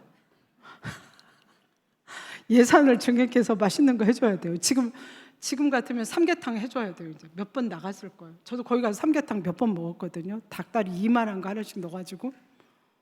그러니까 어르신들 혹시 돈도 없고 나 어떻게 살지 하시는 분은 거기 가서 자리 잡으셔도 돼요. 좋은 선물 드렸죠. 여러분들 또 봄에 가잖아요. 뭐 고사리 거기 공기가 얼마나 맑아요. 그리고 여러분 그 동네 엄청 이뻐요. 또 여름 되면 매일 또 강원랜드에서 또 파티해요. 맨날 불꽃놀이 하고. 예? 그 거기서 쳐다만 봐도 좋은 거 아니에요? 왜 안 가냐? 집에 제가 그래요. 여기 있으면 너무 좋다는 거예요. 그리고 고민이죠 지금. 좋게 하면 안 되잖아요. 근데 또 좋게 안 하면 또 탄원이 와요. 실제로 자살도 많아요. 매일 수만 있으면 다 먹먹했어요. 네. 하루가 멀다 하고 자살자들 신고가 와요. 저는 맨날 그 자살자 확인하러 다녔어요. 여러분 중독의 문제가 그렇게 지금 공공연하게 있는데도 우리는 어떻게 하고 있지 못하다. 응? 어떤 분이 자살을 하셨어요. 봤더니 저 지방에서 어떤 분을 항상 데리고 왔어요. 그러면 30만 원을 줬어요, 하루에. 그럼 이분은 일당하고도 남으니까 매일 왔어요. 근데 남은 시간 뭐 하겠어요, 이분이? 5천 원이면 입장하거든요. 30만 원 받고 점심 먹고 5천 원 주면 입장하니까 들어가서 이분이 뭐 했겠어요? 이거 당겼죠? 중독자 됐죠? 전 재산 잃었어요. 이분이 할 수 있는 건 자살밖에 없는 거예요. 이런 일들이 허구하게 지금 이고 있다. 그래서 그 입구에 가면 목사님 두 분이 맨날 봉고차 대고 여기 올라가지 말라고 소리를 질러요. 아마 여러분 오늘 또 그 목사님들 하고 계실 거예요. 우리는 그 목사님들을 도와야 돼요. 우리도 가서 소리 질러줘야 되죠. 가지 말라고 막아야 돼요. 그 목사님들이 힘이 없어요. 이제 나이들 꽤 드셨을 거예요. 두 분이서 그냥 눈물을 흘리면서 하고 계세요. 거기서 교회도 조그만하게 운영하면서 그런 분들도 계시다는 걸 여러분들이 아셔야 돼요. 우리가 뭐 어디 선교 뭐 후원도 하고 하지만 저는 그런 분들한테도 후원을 하셔야 된다고 봐요. 지금도 하고 계실 거예요. 그게 이제 우리나라의 현황이다. 그러니까 문제가 어디 있느냐고요? 그럼 거기는 그 동네는 우리 한국 돈 화폐를 쓰는 게 아니라 강원랜드에서 준 그 쿠폰이 거기서 돈으로 통용이 돼요. 거기는 또 남자도 살고 여자도 살고 그래서 그냥 사회에서 일어나고 있는 매춘 문제도 있고 그 안에서 또 문제도 생기고 가서 보면은 그냥 우리 사회에서 생기는 그 문제들이 또 생기고 있다. 가정을 다 내팽개치고 다 망하고 그러고 온 사람들이 있다. 거기에 그렇게 우글우글 살고 있어요. 지금 가보면. 어떻게 할 거냐는 거예요. 목사님 두 분이서 해결할 수 없어요. 교회 한 곳에서 밥을 해주고 커피숍을 운영하고 그런 걸로 해결이 되지 않는다는 거죠. 우리가 많이 가서 들여다봐야 돼. 지금 가정이 무너지고 있고 사회가 무너지고 있는데 지금 중독의 문제가 얼마나 심각한지 여기서 제가 강박증 행동 사고 또 내성은 양이 증가하는 거 그걸 하지 않으면 금단 증상이 생기는 거 또 재발이 잘 된다. 이게 교과서에서 얘기하고 있는 말인데 어쨌거나 중독은 그것 때문에 일상생활이 망가지는 거예요. 그래서 공부도 못하게 되고 직장생활도 못하게 되고 가족관계도 잘 유지를 못하게 되고 이런 일들이 생기면 중독이라고 우리는 보는 거예요. 그러니까 양이 아니에요. 양을 많이 먹고도 회사 생활 잘하고 가장으로서 활동 잘한다. 이건 좀 다른 문제예요. 그러니까 절대적으로 양으로 보지 않는다. 그 사람의 행동으로 보고 있다. 질적으로 분석을 하고 있다. 그게 이제 중독의 정의라고 보시면 될 것 같아요. 중독의 종류는 크게 두 가지로 나눕니다. 하나는 물질 중독이에요. 하나는 행동 중독이에요. 두 가지로 분류를 해요. 하나는 물질 중독은 알코올이나 마약이나 담배, 입을 통해서 먹는 거예요. 행동 중독은 행동하는 거예요. 도박, 게임, 인터넷, 스마트폰, 성, 그 다음에 쇼핑, 주식, 일 중독도 있어요. 자, 일 너무 열심히 하면서 집에 오지도 않고 가족들 돌보지도 않고 그런 가장들이 있죠. 그러니까 나쁜 것이 아니기 때문에 우리는 일 중독은 이게 빼는데 아니에요. 일도 중독이 되면 가정을 무시해요. 그건 잘못된 거예요. 그리고 휴가를 줘도 휴가도 안 가요. 저한테 와서 이런 거예요. 제가요 휴가도 안 가고 남들은 다 여름 되면 휴가 가는 휴가도 안 가고 365일 회사만을 위해서 일을 했는데 제가 잘리는 게 맞나요? 이렇게 물어요. 전 맞다고 봐요. 아니 쉬라고 하면 쉬고 가족들하고 여행도 하고 가족들하고 외식도 하고 그게 맞는 거지. 회사에 남아서 일을 한다고 요즘 사장님도 그렇게 무조건 안 좋아해요. 그런 사람들이 실적도 잘 못 내요. 성격 때문에요. 요즘 이제 사회가 그렇게 막 하루 종일 회사에 들러붙어 있다고 무조건 좋은 평가 받고 승진 막 시키고 하지 않는다는 거죠. 일 중독도 좋은 게 아니에요. 자기 일 근무 시간에 딱 하고 나와야 돼요. 근데 그 사람들의 특징은 안 해요. 안 하다가 남 퇴근하면 그때부터 일한다고 앉아 있거든요. 응? 집에 오는 걸 두려워해요. 회사 혼자 있는 걸 좋아하고. 이게 잘하는 거예요? 잘하는 거 아니에요. 제가 모 회사를 전수조사를 한 적이 있어요. 그때 직원들이 제일 불만한 게 상사들이 회사에 오면은 주식만 한다. 주식 보느라고 결제를 안 해서 큰 손해를 끼친 적이 있다, 회사에.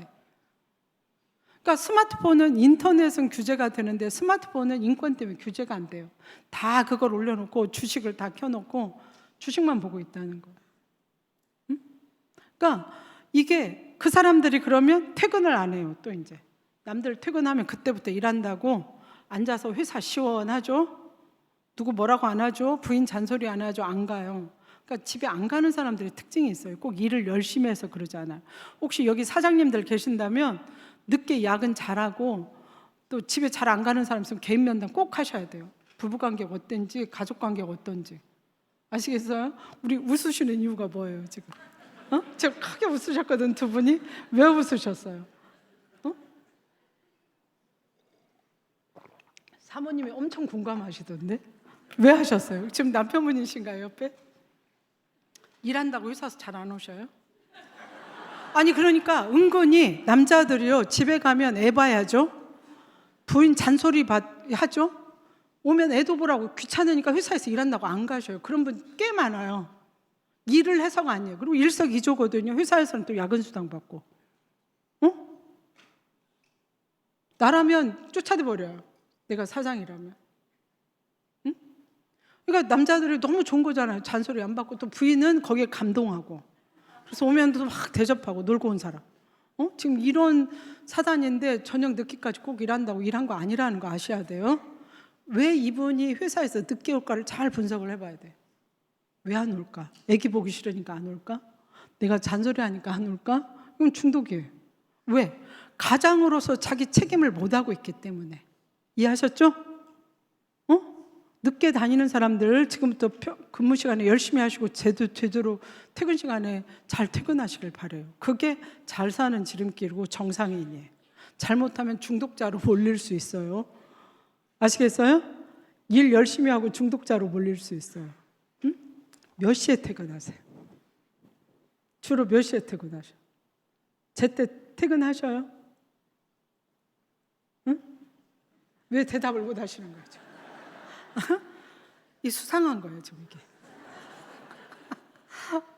그러니까 퇴근할 때 이제 안 하고 가서 점심 먹고 저녁 먹고 어슬렁어슬렁 한 8시. 그러잖아요. 우리가 9-6 근무할 때.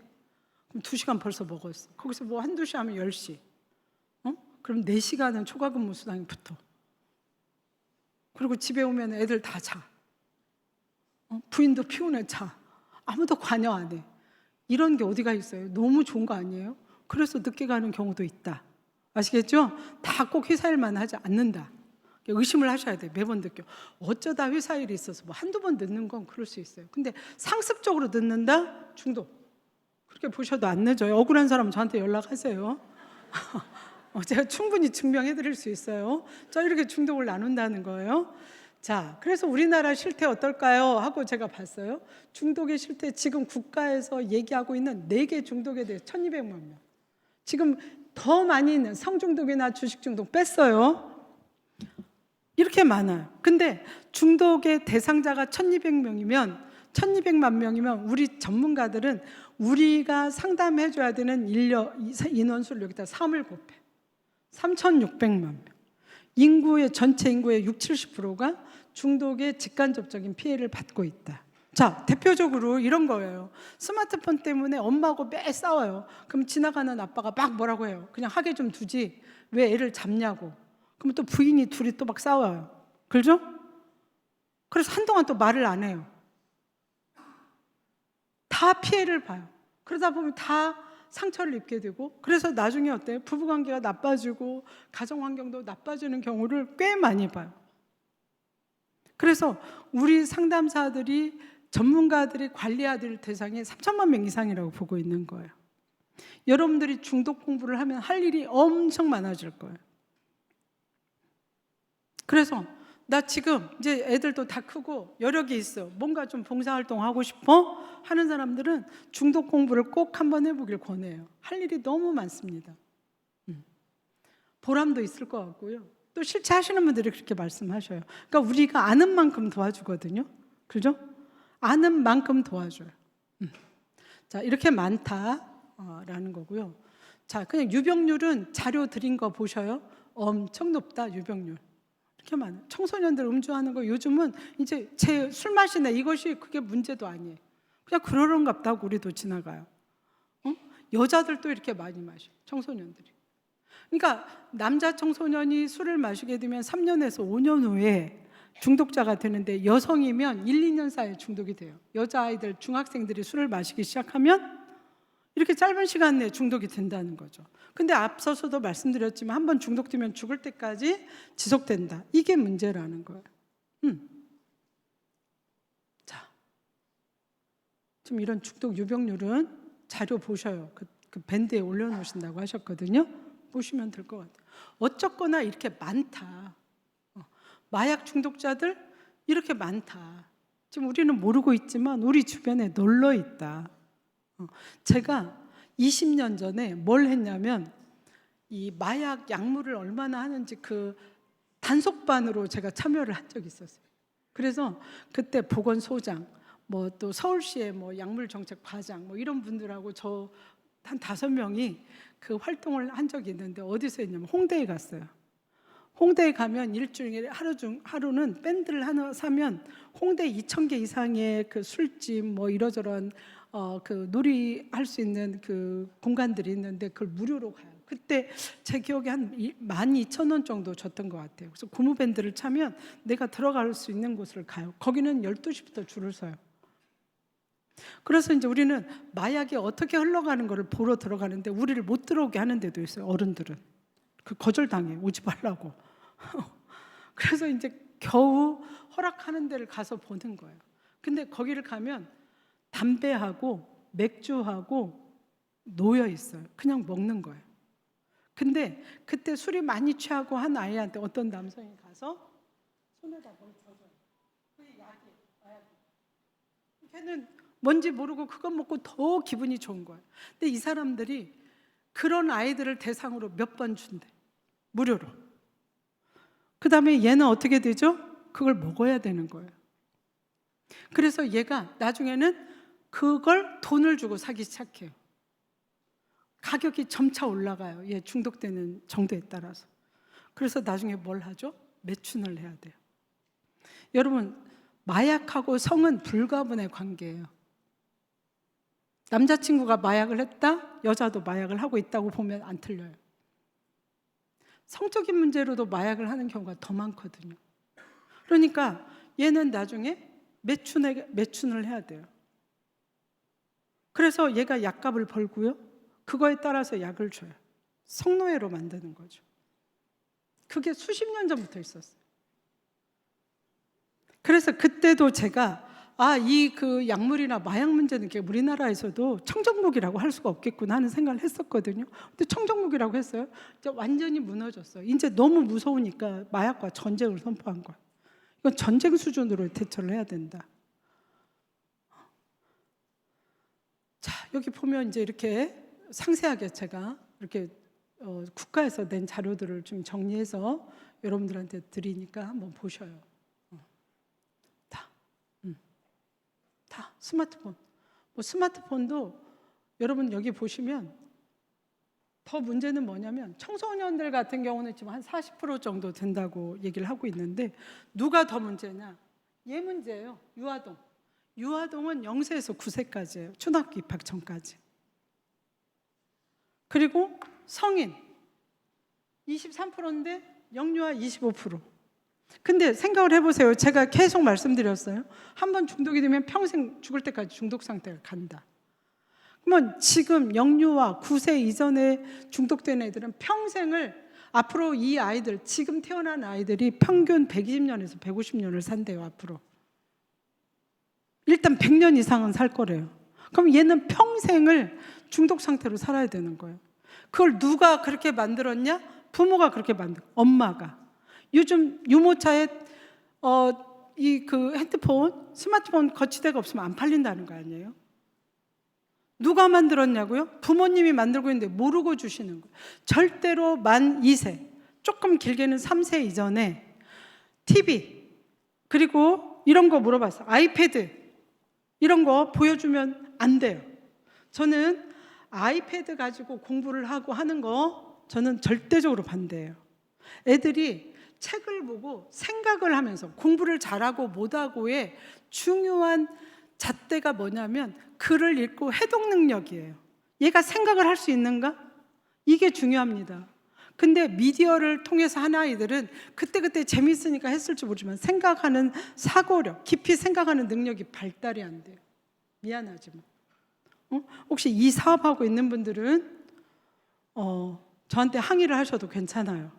저는 그 증거를 드리겠습니다. 우리는 연구를 해놓은 결과들이 있거든요. 하면 안 돼요. 그냥 애들 책 익혀야 돼요. 그리고 어렸을 때는 우리가 만 5세까지는 듀얼랭귀지 시키지 말라고 그래요. 제가 가끔 특강을 가면 엄마들이 손들고 물어봐요. 애 외국어 언제 시켜야 될까요?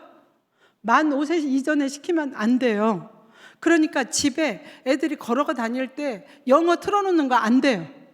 한국말도 못 배운 애가 뭔 소린 줄 알고 들겠어요. 얘는 혼란만 가져오죠. 만 5세까지는 언어 발달의 중요한 시기이기 때문에 그때는 다른 언어를 배우게 하면 안 돼요. 만 5세가 지나서 적어도 초등학교 들어간 이후에 시키는 게 낫다. 저는 그런 생각을 가지고 있고, 어렸을 때 뭐 아이패드 가지고 놀이하고 TV 보고 영어하고 이런 식의 공부는 별로 효과적이지 않다. 정말 중요한 거는 글씨를 빨리 일으켜서, 동화책도 우리가 아이 지능 발달을 시킬 때 글씨를 읽는 책이 아니에요. 글씨가 없는 책을 가지고 아이가 오늘은 이렇게 얘기했다가 내일은 저렇게 얘기하고 자기 상상력을 자꾸만 언어로 표현하는 그 연습을 시키는 게 훨씬 더 중요해요. 아이들 지능 발달 시키는 건 아이패드 보고 책 몇 권 읽는 게 아니에요. 놀아주는 거예요. 엄마 아빠가 같이 놀아줘요. 그때 아이는 병원 놀이를 해요. 자기 역할을 어떻게 하든지 생각을 해요. 가르쳐주지 않아도. 생각이 자라게 해야 돼요.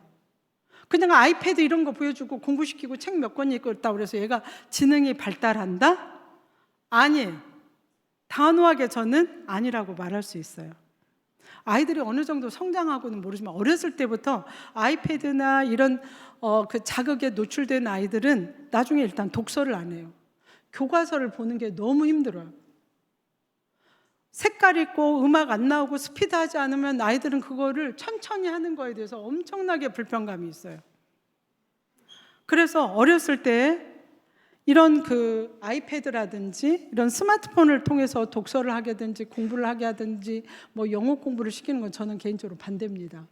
안 하시는 게 좋고, 그냥 아이들 데리고 책을 내가 읽는 게 아니라 우리 아이가 그 그림을 보고 생각해서 말하는 거예요. 그게 지능 발달에 도움이 되고요.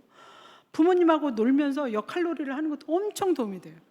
그런 게 아이의 지능을 발전시키지, 그냥 이거 TV 보고 저거 보고 읽어라 들어라 그래서 지능 발달 되지 않아요. 오히려 뇌 발달에 부정적인 영향을 미친다는 게 연구 결과들이에요. 그래서 어렸을 때일수록 아이들한테 그런 자극을 보여주지 말라고 하는 거잖아요. 하면 안 됩니다, 그거는. 응? 아시겠죠? 그래서 지금 제일 문제가 되는 게 뭔가 하면 아이들한테 스마트폰 정말 문제예요. 아이패드 이런 거 보여주지 마세요. 지금 애들이 이렇게 25%가 넘으니 어떻게 하면 좋으냐고. 제가 전철을 한번 탔는데 아이가 막 전철 안에서 울었어요. 그러니까 엄마가 스마트폰에서 그 만화 이걸 틀어주니까 그걸 돌도 안 지난 애가 정말 눈이 빠지라게 보고 있더라고요. 그러니까 그게 얼마나 자극적이고 그 아이들한테 기쁨을 주는 거예요. 근데 그게 좋지가 않다고.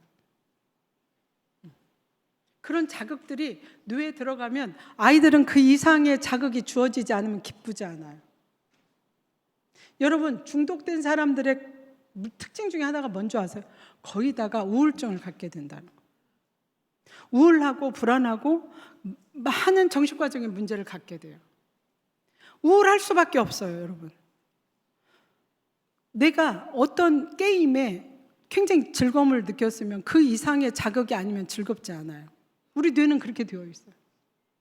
뇌가 팝콘 브레인처럼 부풀려져 있어서 그 이상의 자극이 오지 않으면 기쁘지 않아요.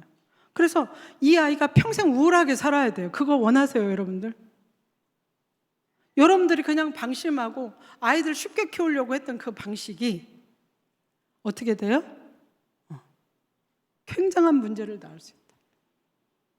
제가 이런 에피소드들을 참 여기서 말씀 못 드리는 게 참 안타까운데, 정말 저는 이런 걸로 인해서 엄청난 부작용이 있는 걸 봐요. 어떤 아이가 아빠가 쓰는 핸드폰을 보게 됐어요. 막 그걸 쳤어. 야동이 떴어.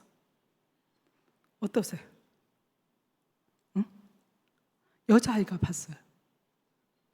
그 아이가 학교를 가면 교실을 안 들어가요. 남자만 있으면 피해요. 그 아이가 앞으로 어떻게 될까요? 여러분들이 상상할 수 없는 그런 부작용들이 너무 많다. 제가 이 자리에서 다 말씀 못 드리지만 핸드폰 관리 잘 하셔야 됩니다. 핸드폰 아이들이 제가 언제 문제인가 하고 이렇게 보면요, 핸드폰을 아이들이 방으로 들어가서 사용한다고 주장할 때부터 문제가 생겨요. 그래서 혼자 들어가면 이제 친구들이 뭐 보라고 얘기해요. 초등학교 1학년 놈이 야동을 봐서 너 이놈 새끼 어디서 그거 알고 봤어? 저 그랬거든요. 형아들이 애들이 이제 그 스마트폰을 하면 용량을 제한을 하니까 무제한으로 되는 걸 너무 잘 알고 있어요. 아파트 어디에 가면 와이파이가 무조건 터진다. 그럼 거기 가서 우르르 모이는 거예요, 애들이 거기에서. 근데 얘가 거기를 지나가게 됐어요. 근데 형아들이 거기서 막 뭘 보면서 얘기를 하는 거예요. 근데 자기는 이제 스마트폰이니까 멀리서 안 보였어요. 키도 작고 하니까. 근데 형아들이 야 이거 어디 해야 돼? 하니까 두자 이름을 댔어요. 그 얘기 들으면 절대 안 잊어버려요. 그러니까 얘가 와가지고 아빠 스마트폰 저 집에 오니까 그걸 훔쳐가지고 가서 쳤어요. 두자니까. 거기에 쫙 떴어요. 이거 야동을 본 거예요. 응? 아빠가 그걸 보게 됐어요. 화들짝 놀라신 거죠. 그래서 보통은 스마트폰 문제나 뭐 문제 있으면 엄마가 데리고 오는데 여기는 아버님이 데리고 오신 거예요. 그래서 이혼을 하셨나? 뭐 이렇게 생각을 하셨어요. 근데 못 물어보죠. 본인이 얘기하기 전에. 근데 나중에 이러는 거예요. 얘네 엄마가 알면 기겁을 할까 봐 나 교수님 혼자 몰래 데리고 왔어요. 이렇게 얘기하고. 그러니까 아빠도 엄마가 이걸 아는 거 알면 너무 상처를 입을 거라고 생각을 한 거예요. 그래서 그 아들을 데리고 와서 내가 물어봤더니 그렇게 말하는 거예요. 제가 아파트에서 어디를 가고 있는데요, 형아들이 뭘 보고 있어서 갔더니 형아들이 어디 치면 이거 나온다고 그래서 저도 한번 궁금해서 해봤어요. 이렇게. 여러분, 우리 아이들은 순진하지 않아요. 보통 야동을 하루에 2-3편씩 봐요. 우리보다 오히려 성적인 경험이 더 많고 성지식이 더 많아요. 그래서 꺼집지 않게 성교육 시킨다면 애들 애게하고 비웃어요. 야동을 하루에 2편씩 보는 애들이 무슨 성교육이 와닿겠어요. 이미 더 그 이상을 알고 있는데. 이건 현실이에요. 제가 그 청소년 센터를 운영한 적이 있거든요, 학교에서. 그때 오면 이제 면담을 하잖아요. 뭐 보니 저녁에 야동을 본다는 거. 더 심각한 문제는 뭐냐? 제가 봤을 때 지금 우리가 동성애 때문에 굉장히 염려를 많이 하잖아요. 그러니까 동성애가 되는 원인들은 이제 다양한데 그 중에 하나가 또 스마트폰 보급하고 관련이다. 거기에 동성애 치면은 쫙 떠요. 남자들끼리 어떻게 하는지. 그래서 제가 요즘은 학부모님들한테 아들 친구 와도 문 열어놓으라고 해요.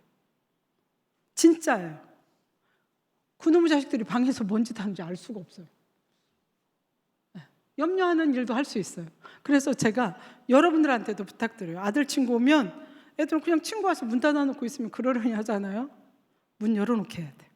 문 열어놓고 놀아라 이렇게. 아시겠어요? 왜 이거 제가 부탁하는지? 이제 별걸 다 걱정해야 돼. 그러니까 이전에 비해서 아이들을 키우는 게 너무 힘들어졌어요. 너무 힘듭니다. 이제 정말 그냥 한 가지가 아니야. 옛날에는 공부만 잘하면 됐어요. 이제는 공부가 문제가 아니라 어디로 얘가 튈지를 모르는 거예요. 얘가 잘 키웠더라도 친구 잘못 만나서 마약 먹을 수도 있고요. 또 요즘은 도박, 온라인, 사다리 게임. 옛날에는 아이들이 핸드폰에 도박을 하려면 부모 허락을 받아야 했어요. 요즘 부모 허락 안 받아도 돼요. 사다리 게임 치면 그게 나와요. 거기 들어가서 하면은 그게 도박이에요. 액수 무제한이에요. 1억 이상 저기 고등학생이 1억 이상 도박해서 날린 아이들도 있어요.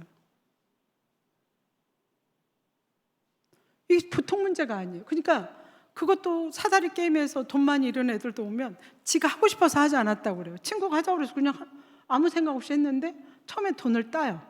근데 이것도 다단계 형식이에요. A라는 친구가 한 명 데리고 오면 얘가 돈을 받아요. 2명을 데리고 오면 또 돈을 받고요. 얘가 돈을 따면 나한테 오는 게 적고요. 돈을 잃으면 나한테 오는 게 많아요. 그래서 친구를 돈을 따게 해야 돼요. 잃게 해야 돼요. 다단계처럼 마약도 마찬가지고 온라인도 지금 우리 학생들 안에 그 주요 책임을 하고 있는 아이들이 있다는 거예요. 그래서 여러분들이 아이들 친구가 어떻게 친구들이 사귀고 있는지 꼭 챙겨서 보셔야 돼요. 아시겠어요? 이제는 그냥 애들 나가서 놀면 놀겠지 이렇게 보시면 안 돼요. 누구하고 놀고 있는지 뭘 하는지 아이들하고 잘 이렇게 얘기도 해보고 그거에 대해서 얘기도 전하고 이렇게 해야 된다. 아시겠죠? 요즘 뭐가 문제예요? 쇼폼. 요즘 쇼폼이 문제예요. 요즘 쇼폼 때문에 제가 인터뷰도 많이 하고 글도 쓰고 뭐 했거든요. 애들이 요즘은 긴 자극도 이제 싫어해요. 1-2분 쇼폼. 일전에 무슨 드라마가 있었는데 그 드라마가 되게 성공을 했대요. 근데 그 드라마를 최근에 한 건데 제가 잊어버렸는데 청소년들이 보는 드라마가 아니라는 거예요. 근데 그게 시청률이 굉장히 높았어요. 혹시 아셔요? 그게 뭔지? 근데 그 드라마가 성공한 이유 중에 하나가 장면을 쇼폼으로 잘라서 올려놓을 수 있어서 그게 성공했다는 거예요. 전혀 중독 전문가인 저도 상상도 안 했는데 요즘은 드라마도 그런 걸 노리면서 그 드라마의 시청률이 높았다는 거예요. 근데 되게 그거를 중고등학생들이 봤다는 거예요. 잘라가지고 올리는 거. 요즘 애들이 그거 올려가지고 또 좋아요 뭐 이런 거 받고 하잖아요. SNS 하고. 그런 문제들이 생기고 있다. 하여튼 이렇게 유병률 높다는 거예요. 자, 한번 보시고요. 그 다음에 이제 보여드리고 싶으면 제가 이제 한국의 중독 문제 심각하다 말씀드렸고요.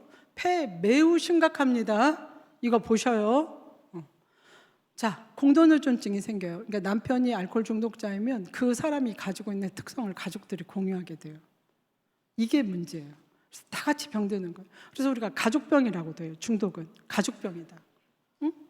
개인만의 문제가 아니라는 거예요. 자, 중독 스스로 끊을 수 있는지 자신의 의지만으로 끊을 수 있는지 사람들은 자신의 의지대로 못 끊는다고, 의지가 약하기 때문에 너 중독을 못 끊어 이렇게 얘기하는데 그게 사실이냐는 거예요. 노예예요. 못 끊어요. 의지로 끊을 수 있는 것이 아니다. 자, 중독은 평생에 걸쳐서 진행되는 만성적인 문제이기 때문에 죽을 때까지 끊지 못한다. 죽어야만이 끊는다.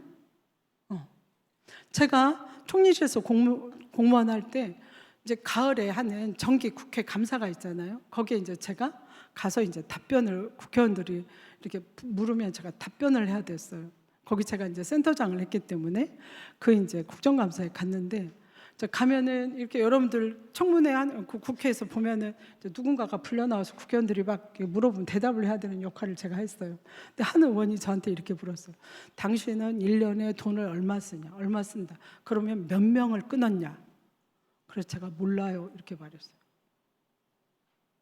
그래서 그 의원님이 묻고도 화가 났는지 탁자를 치면서 어떻게 너가 그 일을 하면서 몇 명이 끊었는지도 모르고 일을 하냐? 그래서 제가 몇 명이 끊었는지는 모릅니다. 왜냐하면 끊었다는 건 죽어야만이 끊었다고 하기 때문에 몇 명이 어디서 죽었는지 저는 알 수가 없다. 우리 되게 썰렁해졌어요. 단 내가 알고 있는 게 있다. 회복하고 있는 숫자는 안다. 3개월 회복하고 있는 사람, 6개월 회복하고 있는 사람, 그 숫자는 압니다고 얘기를 했어요. 자, 중독자는 끊었다고 하지 않아요. 중독은 죽어야 끊는 거예요. 그 사이에는 회복하고 있는 거예요. 그래서 제가 엄청 혼났어요. 막 그 국회의원이 얘기하는데 교육하고 달라들었다고. 그래서 제가 그 후에 국정감사 갈 때마다 불려갔어요. 자, 너 가서 어떻게 할 거니? 누가 질문하면 열심히 하겠습니다. 조심 말씀입니다. 이것만 하고 대답하지 마라. 응? 네, 그렇게 주의를 받은 적이 있는데 그날 이후로 끊는다는 질문이 없어졌어요. 몇 명 회복하고 있는가? 맞아요. 중독자들은 몇 명, 몇 개월, 얼마 동안 회복했는가 이렇게 말하지 끊었다고 말하지 않고 20년 끊은 사람도 나는 알코올 중독자 누구예요? 이렇게 말해요. 알코올 중독자 김입니다. 이렇게 말해요. 끊었어도, 지금 끊고 있어도. 왜? 재발 언제든지 할 수 있으니까. 재발하면 이전 상태로 확 돌아가요. 절주 안 돼요. 그래서 이제 단주를 하게 하는데 그래서 이분들의 목표 중에 하나가 뭐냐면 오늘 하루만 참는 거예요. 내일 마실 수 있어요? 오늘 하루만 참아. 그럼 내일 마셔야지. 내일 가면 오늘 또 돼요? 그럼 오늘 참고 또 내일 마셔. 그거를 수십 년간 하고 있어요. 지금 수십 년 하면서 이 자조 모임을 이끌고 있는 분들을 마시면 지금도 아침에 눈 뜨면 술을 마시고 싶대요. 그 생각이 없는데 안 하는 게 아니라 있는데 참는 거죠. 이 차이예요. 그래서 여러분들이 일단 중독자였다가 회복하고 있는 분들은 여러분들이 그 사람들을 굉장히 위로를 많이 하셔야 돼요. 여러분 이거나 똑같아요. 우리가 밥을 일주일 못 먹게 하면 어떤 일이 생길까요? 일주일 너무 긴가요? 이틀? 하루만 굶게 해도 어떤 일이 생기죠? 화가 나고요. 그렇죠? 먹는 거 외에는 관심이 없어져요. 우리가 이제 단식 기도를 하잖아요. 근데 단식 기도한 사람들이 가끔 하는 얘기 있어요. 기도가 나중에 안 되고 어떻게 하죠? 어디서 나는 냄새? 저기 불고기 하고 있다. 나 이거 끝나면 뭐 먹어야지. 그게 맞는 거예요. 그게 정상 반응이에요. 그게 부끄러운 게 아니에요. 그래서 그 기도도 제가 볼 땐 단식 기도 너무 길게 하면 효과가 없는 것 같아요. 내가 그걸 참아낼 수 있을 만큼 해야 된다고 저는 보거든요. 그런 거예요. 그 사람들은 그런 것들을 평생 끊고 있으니 얼마나 힘들겠어요.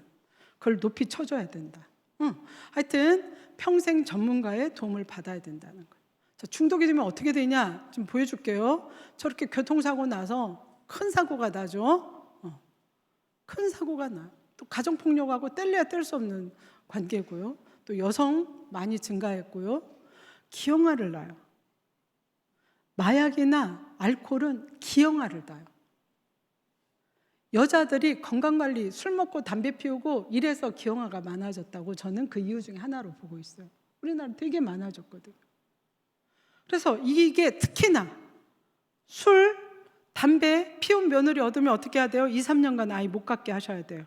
물어봐야 돼요. 요즘은 그건 뭐 잘못된 거예요. 너 담배 피웠니? 술 마시니? 2년 동안은 하면 안 된다. 그리고 아이 갖자. 이래야 돼요. 그래야 좀 더 건강한 아이를 낳을 수 있어요. 굉장히 이것도 위험하다고 봐요. 이렇게 기형아들을 낳아요. 일단 지능이 떨어져요. 70 이하로. 뇌에 영향을 미쳐서 뇌 발달 안 됩니다. 그나마도 지능 떨어뜨려요. 자, 술 마시면 모든 온갖 데 다예요. 제일 먼저 영향을 미치는 건 뇌예요. 지금 내가 여기 뇌 사진을 안 내놨는데 뇌가 벌겋게 핏줄이 상해 있어요. 그래서 제일 먼저 오는 게 뭐죠? 지능의 저하예요. 그 다음에 성격이 포악하게 변해요. 모든 중독자는 여러 가지 공통되는 특성이 있는데 하나 우울증이 와요. 불안장애가 옵니다. 그 다음에 지능이 저하돼요. 그 다음에 폭력적으로 변해요. 그래서 가족들이 이전에는 저러지 않았는데 굉장히 변했다 이런 표현을 쓰거든요. 나쁘게 변했다. 이것도 굉장한 문제가 됩니다. 자, 얼굴이 변해요. 이렇게 젊은 청년이 뭐 한 우리 때 아저씨처럼 술 먹고 얼굴 변한 거고요. 마약 중독은 또 어떠냐? 저렇게 우리나라에서 있었던 거예요. 유명한 그 작사가가 저렇게 마약하고 길거리에서 옷 벗고 돌아다니던 거 뉴스에도 나왔어요. 네, 옷 벗고 활보한 거. 이거 우리 뉴스에 최근에 나왔던 거예요. 뇌가 녹아요. 얼굴 많이 변합니다. 아까도 말씀드렸지만 이렇게 여기 보면요, 이 사람 얼굴이 녹았어요. 더한 것도 제가 보여드릴게요. 얼마나 무서운지. 이제 얼굴 변하는 거고요. 이렇게 이제 좀비가 돼버리는 거. 펜타닐 먹게 되면 미국에 가면 이런 장면들을 수없이 보게 돼요. 펜실베니아에 가면은 더 많고요. 최근에 이제 제가 들은 얘기인데 저는 직접 가보진 않았는데 요즘 샌프란시스코에서 학회 같은 걸 주로 하거든요. 이제 학회를 전 세계적으로 하는 데가 그래도 뭐 휴양 겸 뭐 가면 보고 좋을 때를 되게 국제학교를 할 때는 선정을 하는데 샌프란시스코에서 안 한다는 거예요. 그래서 이전에 한다는 얘기가 있어서 근데 왜 안 해요? 그랬더니 거기 못 한다는 거예요. 왜? 공항을 나오면 이런 좀비들이 널려 있어서 할 수가 없다는 거예요. 우리가 샌프란시스코 하면 그 휴양지에다가 굉장히 한 번씩 가보고 싶어 하는 도시인데 할 수가 없다. 이렇게 이제 얘기를 하더라고요. 이런 사람들이 이렇게 널려져 있다는 거예요. 길거리에. 우리나라는 이런 일이 없을까요? 저는 조만간 생길 거라고 봐요. 이런 일들이 생길 거다.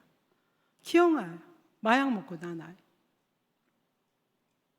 자, 본인 좋자고 마셨는데 그럼 아이를 낳지 말든지. 이렇게 이런 아이를 낳으면 쟤는 평생을 어떻게 살아야 되냐고요. 응?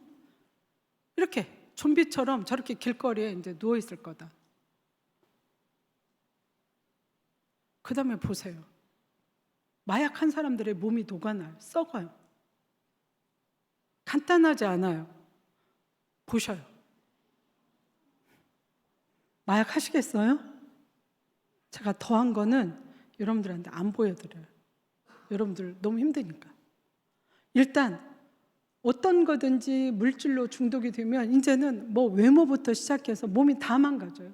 온몸이 썩어난다. 이래도 하실 거냐는 거. 그냥 인생이 그냥 종친다고 보면 돼요. 그냥 어떤 것도 할 수가 없어요, 이제는. 그래서 이 문제가 보통 심각하지 않다.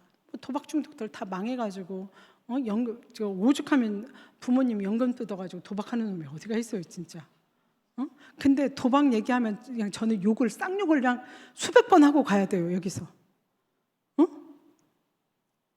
아버님이 시골에서 그냥 손톱이 무너지도록 저 농사 져가지고 벌어놓은 600만 원 홀라당 사위가 가가지고 친정아버지 꼬드겨가지고 그 돈 갖다 홀라당 도박하면 600만 원이라는 돈이 크고 작을 수 있는 돈이지만 부인 입장에서 기도 안 막힌 거죠.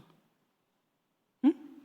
그렇게 그 아버지 아끼고 그렇게 모아놓은 돈 홀라당 갖다 도박하고도 그 소리 빵빵 치고. 이건 아주 애교스러운 제가 예를 들은 거예요, 지금. 네. 여기도 보면 도박한 사람이 얼마였어? 500억 이런 분이 있다. 부산에. 성담에 360만 원 이런 사람 여기 옆 동네 사셔요. 지금 살고 계셔요. 정모 씨라고 가끔 도박하면 나와요. 성남구 분당 거주 정모 씨. 이전에는 이렇게 자막 여기 처리했는데 요즘 이제 안 하시고 그냥 나오시더라고요. 네.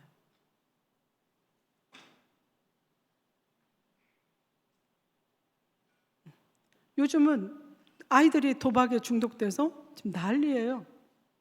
어른들만 하는 게 아니에요. 이제 어른들의 전유물이 아니다. 자, 보셨죠? 자, 뭐 이런 것들은 너무 잘 알고 있는 것들이고요.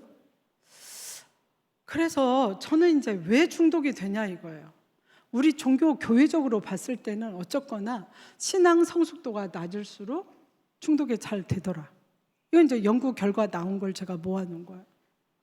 그 다음에 현실에 대한 불안과 이런 어떤 두려움을 회피하는 수단으로 하는 경우들이 있더라. 술 마시고 마약하는 경우, 경건 훈련을 잘 받지 않은 사람들, 그리고 예배 참석 빈도가 낮았던 사람들이 중독이 더 많이 됐다. 어쨌거나 반대로 하면 어쨌거나 교회 예배에 열심히 참여하고 교회에서 하고 있는 프로그램에 열심히 참여하고 이랬던 사람들이 중독이 훨씬 덜 됐다는 거예요. 그러니까 여러분들 어떻게 하셔야 되겠어요? 우리 교회에서 하고 있는 프로그램에 열심히 참여하셔야 돼요. 그 다음에 제가 볼 때 또 중요한 원인 중에 하나는 가정 환경이에요. 아이들이 중독되는데 저는 거의 다가 부모들 탓이라고 봐요. 아이 탓이 아니에요. 부모가 하는 가게가 좋지 않거나 가정 환경이 원만치 못하거나 부모가 아이를 너무 통제적으로 키우거나 이런 것들이 훨씬 더 문제가 된다. 그래서 아이가 자존감도 낮아지고 소외감 느끼고 어디 가서 자신 있게 말도 못하고 이런 것들이 다 중독의 원인이고, 또 하나 원인은 유전돼요. 여러분, 중독은 유전됩니다. 이게 무서운 거예요. 부모들 아이들 보는 데서 하시면 안 돼요. 그것도 또 보고 배우는 거예요. 그래서 아이들의 중독 문제는 아이 문제가 아니라고 봐요. 저는 어른들의 문제다. 그래서 우리가 어떻게 해결해야 될까요? 일단 신앙 성숙도를 높여야 돼요. 이렇게 예배 와서 잘 드리고 교회에서 하고 있는 활동, 아까 두 청년이 간증하는 거 보면서 너무 감동했어요. 저는 그런 프로그램을 하는 친구들은 이 중독에 갈 리가 없어요. 그래서 우리 아이들이 이런 프로그램에 잘 참석할 수 있도록 격려하고 많이 보내줘야 된다. 이런 것들요. 그 다음에 아이들 중독 문제 생기면 어떻게 해야 되냐. 원인이 있어요. 아이들이 중독되는 원인이. 그걸 잘 파악을 해봐야 돼요. 그런데 부모님들이 파악하면 안 돼요. 자, 어디서 해야 돼요? 중독을 다루는 상담센터가 우리나라에 되게 많이 있어요. 근데 그 센터가 어디에 있느냐? 몰라요, 여러분들. 저도 여기는 몰라요. 보건소에 물어보세요. 우리 용인에 중독센터가 어디에 있어요? 그 이름이 뭐예요? 하면 알려주실 거예요. 청소년 복지시설, 청소년 뭐 상담센터, 청소년 뭐 스마트폰 쉼센터, 청소년 미디어센터 막 이런 것들이 많이 널려 있어요. 또 건강가정지원센터, 정신보건센터 이런 센터들이 많이 있거든요. 거기 가셔서 내가 알려고 하지 말고 그분들이 알게 해줘야 돼요. 내가 물어보면 우리 아이가 말하겠어요? 하지 않습니다. 어떤 아이는 저한테 와서 그랬어요. 우리 엄마 아빠는요 만나기만 하면 싸워요, 욕하고. 그러면 저는 그걸 듣기 싫으니까 방에 들어가서 음악 크게 켜놓고 저는 게임했어요. 자, 그 아이한테 게임했다고 나무랄 수 있어요? 우리 엄마 아빠는요 가게 하는데 12시 대화 와요. 저는 혼자 있는 게 너무 무서워요. 그래서 게임했어요. 그럼 그게 잘못이에요? 걔는 어떻게 하란 말이에요? 방법은 뭐죠? 엄마가 일찍 오시는 거예요. 그 다음에 엄마하고 아버지하고 사이좋게 하는 게 그 문제 해결이지, 아이 보고 너 하지 마 이게 답이 아니라는 거예요. 그래서 그 이 아이가 게임이나 스마트폰이나 뭐 기타 어떤 걸 하게 되는 원인이 뭔지를 알고 정확하게 해결해 줘야 된다. 그 다음에 가정 환경을 그래서 변화시켜야 돼요. 그래서 제가 하고 있는 것 중에 꼭 했으면 좋을 게 우리 교인들은 토요일쯤에 가족 예배를 드리는 거예요. 저는 이걸 반드시 해야 된다고. 가족 얘기하면서 제가 부탁드리는 건 뭐냐면 그 시간에는 아이들한테 잔소리하거나 비난하는 시간이 되면 안 돼요. 칭찬하는 시간이에요. 아이들의 요구를 들어주는 시간이에요.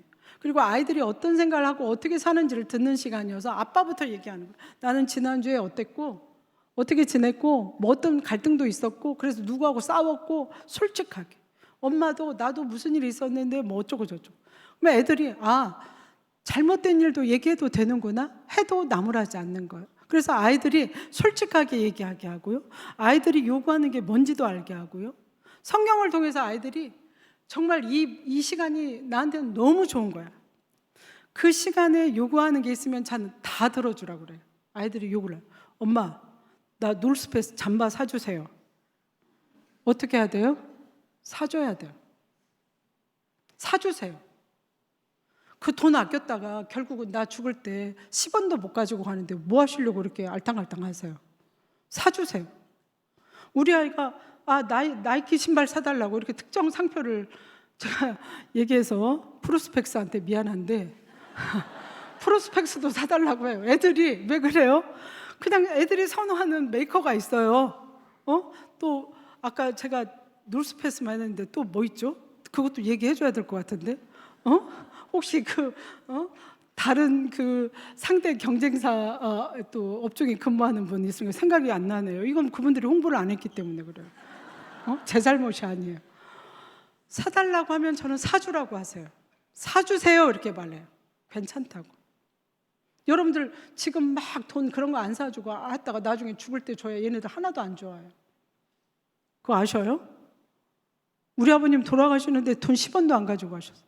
그거 나중에 재산 상속시키는데 우리만 너무 힘들었어요. 돈 내느라고. 그때 그냥 차라리 다 쓰고 했으면 손자들 학비 대주고 유학 간다고 할 때 유학자금도 한 번씩 주고 집 산다고 할 때 도와줬으면 그때 얼마나 칭송을 받았겠어요. 그냥 가지고 계셨다가 돌아가시니까 어디에 뭐 있는가 찾는 데도 한참 걸렸고 찾아가지고 그거 나누는데도 세금도 많아. 지금 이제 뭐 상속세 한다고 하는데 우리가 그래서 아이고 아버님이 조금 늦게 돌아가셨으면 우리가 그렇게 많이 돈을 안 냈는데 큰 40% 정도를 세금으로 내는 것 같았어요. 지금 쓰세요. 아이들한테. 여행을 안 간다고 부모님들이 걱정하거든요. 왜 안 갈 것 같으세요? 차만 타면 잔소리 하는 거예요. 너 잘 걸렸다 이제. 너 뛰어내리지도 못할 거고 지금부터 뭐 네가 뭘 잘못하고 뭐 어쩌고 너 그렇게 하면 안 되고. 갔다 온 아이가 교수님 저 차에서 뛰어내리려고 그랬어요. 다시는 제가 우리 부모하고 여행 안 가요. 왜 가라고 하셨어요? 저한테 와서 원망해요. 그런 여행 하시면 안 돼요. 일단 타는 순간 어떻게 해야 돼요? 즐거워야 돼요. 애가 게임을 하든 말든 그냥 강원도 가서 감자떡 안 먹는다고 하고 라면 먹는다고 해도 좀 먹이시라고요. 뭐 때문에 그 감자떡은 먹인다고 싸우고 난리를 내시냐. 엄마는 이거야. 아니 이렇게 여행을 왔으면 거기에 특산물을 먹어야 되지 않니? 이건데 그거는 어른들일 때 애들은 만 20세까지는 그런 거에 의미가 없어요. 지금 제가 그 얘기를 하려면 지금 몇 시간을 걸려야 돼서 안 했는데요. 애들은 10살까지는 강아지예요. 자기 생각 없어요. 10살부터 20살까지는 성인 아니에요. 성인 되기 전에 중간 단계예요. 그러니까 얘네들은 어른들이 되면 자 강원도 가거나 스위스 가서 제가 최근에 사랑의 불시착인가를 봤거든요. 왜 봤냐? 그리스 가는 잠이 안 와요. 우리 아이들한테 어떻게 하면 좋으니? 엄마 영화를 보세요. 그래서 뭘 보면 좋으니? 그때 사랑의 불시착을 보래. 이게 재밌대. 그래서 잠이 안 오니까 그걸 봤거든요. 다 봤어요. 16부까지. 근데 내린 결론은 뭐냐? 손혜진은 얼굴도 예쁜데 연기도 잘한다. 현빈이 너무 잘생겼다. 스위스 너무 아름답다. 지금 제가 스위스가 아름답다 이렇게 할 수 있는 건 20살 넘어서 그래요. 20살 이전에는 스위스 아무리 데리고 와도 이틀 보면 애들 안 봐요. 그래서 다리 꼬집고 싸운 부모들, 그 가족도 봤거든요. 애들은 자연을 보면서 20살 이전에는 못 느껴요. 근데 속초 데리고 가면서 감자떡 먹어라. 여기 왔으니까 회를 먹어야 돼. 거기다가 또 물컹하는 뭐 있어요. 저도 안 좋아하는 걸 먹으라고 했대. 애는 뭐 먹고 싶죠? 피자 먹고 싶은 거예요. 그 다음에 닭강정. 왜 서울에 있는데 그걸 먹니? 여러분들 중에 다 그 얘기 한두 번 하신 분들 있을 거예요. 그런 식으로 하시면 아이들 안 따라가요. 하여튼 뭐 에피소드를 얘기하자면 뭐 한도 끝도 없지만 내가 이렇게 들어봐요. 그러면 얘 안 가겠다. 너 가지 마 이제. 너는 앞으로 엄마하고 절대 가지 말고. 엄마는 엄청 놀래요. 아니 교수님 그렇게 아니 근데 애를 데리고 가가지고 그렇게 잡들이를 하면 누가 가겠어요? 나라도 안 가겠어요. 그러지 않겠어요? 아니 애를 가고 싶게 하면 애 비율을 맞춰야 될 거 아니야. 감자떡 안 먹고 라면 먹고 라면 한 끼 더 먹어도 괜찮아요. 제발 여러분들. 애들이 그거 먹고 행복하다면 집에서 안 먹이는데 나가면 라면을 먹을 수 있어. 그럼 애들 열심히 따라가요. 엄마 맘대로 하니까 안 가는 거예요. 하여튼 뭐 제가 다 말씀은 드릴 수 없지만 어쨌거나 아이들의 욕구 파악. 아이들의 사고 발달력 이런 것들을 잘 봐야 돼요. 제가 뭐가 제일 문제일까 이렇게 보면 부모들이 아이들의 사고 발달 단계를 몰라요. 10살까지는 강아지예요. 자기 생각 없어요. 아셨어요? 그래서 잘 보면 3학년까지는 문제가 쉬워요. 집에서 열심히 가르치면 잘 보게 돼 있어요. 4학년부터 교과 과정이 어려워요. 자기 생각이 자라면서 사춘기가 되면서 자기 생각이 발달하게 돼요. 그러면서 생각을 해야 되거든요. 4학년부터 문제가 꽈서 나와요. 그때부터 자기 실력이고 그때부터 이 아이 공부 실력이에요. 3학년 때까지 실력은 아니야. 그리고 제가 초등학교 교장선생님들 만나면 무슨 일, 받아쓰기 시험 보지 마세요. 내가 그래요. 왜요? 엄마들이 받아쓰기 시험 때문에 일희일비해요. 100점 맞아오면 일주일 동안 너무 기분이 좋아. 근데 하나 틀렸어. 그럼 그때부터 잡아요. 이제 오면 너 빨리 왔어. 아침에 일어나도 써. 애는 공부에 대해서 뭐죠? 공포감이 생겨요. 그런데 받아쓰기 안 해도 나중에 쓰지 말라고 해도 잘 쓰지 않아요? 왜 교장선생님 어렸을 때 이렇게 받아쓰기를 쓰고 이렇게 여러 부모들 힘들게 하세요? 그랬더니 교장선생님, 우리도 귀찮아요. 근데 교수님 공부 열심히 안 가르치는 학교면 안 와요. 부모들이 선호를 안 한대. 특히 사립학교는 안 온대요. 안 보낸대요. 공부를 뭐 시키는가? 빡세게 영어 시키고 막 시험 보고 수학 막 그 조기 교육 시키고 이런 프로그램 들어가 있으면 오는데 그냥 애를 놀리거나 자유롭게 한다고 그러면 오질 않는다는 거예요. 그러니까 막 시험 많이 보고 뭐 프로그램 많이 넣어야 된다. 그러지 마세요. 그런다고 공부 잘하는 거 아니에요. 공부는 내가 했던 실력에서 크게 안 왔다 갔다 해요. 응? 아시겠어요? 학원 보내고 그런 학교 보냈다고 제가 공부 잘하는 게 아니고 그냥 내 학교 성적을 잘 생각해 보세요. 거기서 크게 안 벗어나. 내가 20등 했는데 애 1등 갑자기 안 해요. 나하고 우리 남편의 평균 성적만 유지해도 잘하는 거예요. 그 이로 안 떨어지거든. 근데 안 하는 이유는 애들이 얼마 지능 유전됩니다. 아시겠어요? 공부하는 것도 유전되는 거예요. 너 아까 있지 않았어? 저 시간에도? 너 수업 안 들었어 아까? 내 강의 들었지? 응. 아니야? 지금 왔어? 너 그런다고 부모님 가서 원망하면 안 돼. 근데 더 중요한 건 뭐냐면 여러분 모티베이션이에요. 이 아이가 공부를 하고 싶어하는 마음이 있는 게 지능하고 무관하게 공부를 잘하는 거예요. 근데 그 모티베이션을 생기게 할 게 뭐냐는 거예요. 근데 야, 너 공부 잘하면 좋은 집에 살 거야. 모티베이션 안 생겨요. 얘를 데리고 호텔에 스위트룸을 한번 쫙 가서 살았어요. 참 학원비 내가 실제로 숙제를 이렇게 낼 때도 있어요. 그 돈 학원 보내지 말고 그 돈 가지고 숙제가 그거예요. 신라 호텔에 가서 스위트룸에 2박 3일 하고 오기. 진짜로 돼요. 여름에는 경주에 모텔 가서 저 야유풀에서 저도 8월 15일부터 지금 경주 가는데 그런 데서 좋은 호텔에서 밖에서 수영도 하고 호텔에서 식사도 하고 지내보기. 어떤 게 모티베이션을 생기게 할까요? 호텔에 갔다 오는 아이들이요 굉장히 자존감이 높아지고 갔다 와서 눈이 반짝반짝 너무 좋았다는 거예요. 그러면 제가 그렇게 말해요. 너 근데 거기 앞으로 어떻게 갈 거니? 엄마가 이거 매번 줄 수는 없을 텐데. 나보고 물어요 애들이. 교수님 그런 데 가려면 돈 얼마 벌어야 되냐. 그게 우리 센터에 오는 애들끼리 토론거리가 돼요. 자, 우리가 앞으로 그런 호텔에 가서 밥도 먹고 하려면 우리가 한 달에 돈을 얼마 벌어야 될까? 애들이 내는 돈이 1,000만 원 벌어야 된대요. 그럼 1,000만 원 벌어야 되는 직군이 뭘까? 막 따졌어요. 결국은 공부하는 거예요. 공부해서 의사 되고 변호사 되고 그래야 되는 거예요. 사업은 리스크가 많다. 애들도 그것도 알고 있어요. 리스크가 많다는 거예요. 그래서 공부를 열심히 해야 된다. 그래서 그때부터 뭐 하죠? 공부팀 짜서 해요. 성적이 많이 올라갔어요. 그랬더니 중독 안 된 엄마들도 애를 데리고 와요. 우리 아이도 스마트폰 많이 합니다. 왜요? 그게 문제가 아니라 공부 이 팀에 들려고. 여러분 본인이 하고 싶어 해야 돼요. 본인이 왜 해야 되는지에 대해서 알아야 돼요. 그래서 제가 다 내려놓고 공부 욕심 내려놓으라고 그랬어요. 애들이 하고 싶으면 합니다. 그렇게 만들어야 돼요. 그래야지 그냥 공부하라고 지금 아침 눈 일어나면 학교 보내고 학원 보내고 한다고 해서 걔네들이 꿈을 갖는 게 아니에요. 오히려 그 돈 있으면 해외여행 한번 다녀오시고요. 애들이 세상을 가서 좀 보게 해야 돼요. 저는 대학교 2학년 때 무슨 프로그램이 있냐면 학교에서 한 명씩 뽑아가지고, 여러분 그때는 중국이랑 제가 대학교 다닐 때는 못 갔어요. 그래서 전 세계를 보내주는 프로그램에 제가 뽑혀가지고 간 적이 있거든요. 한 달 남짓하게 전 세계를 돌았어요. 저는 그때 너무너무 충격받았어요. 지금으로부터 언제냐면 근 40년 전이거든요. 그때는 해외 TV도 흑백 TV고 이래서 잘 못 볼 때 세상을 보면서 제가 그때 갔다 와서 한 방 맞았어요. 그때부터 열심히 공부하고 교수 된 거예요. 그전엔 저도 공부 왜 해야 되는지 몰랐어요.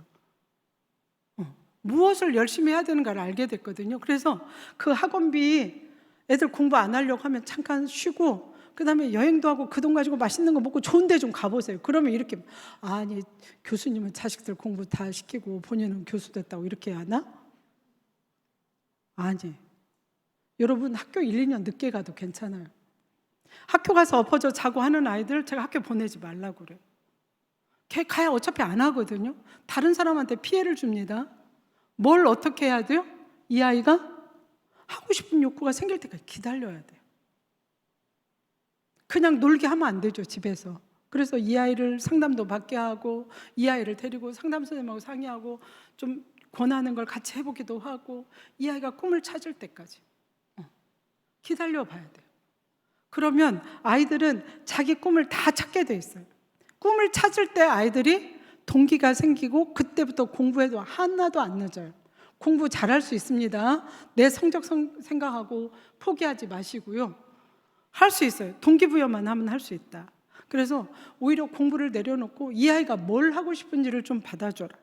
이런 것들이 제가 지금 근 30년 넘게 이 분야에서 일하면서 얻은 노하우예요. 그래서 저는 저한테 오면 제가 센터 운영할 때도 너 스마트폰 하지 마 이런 얘기 안 했어요. 무조건 놀았어요.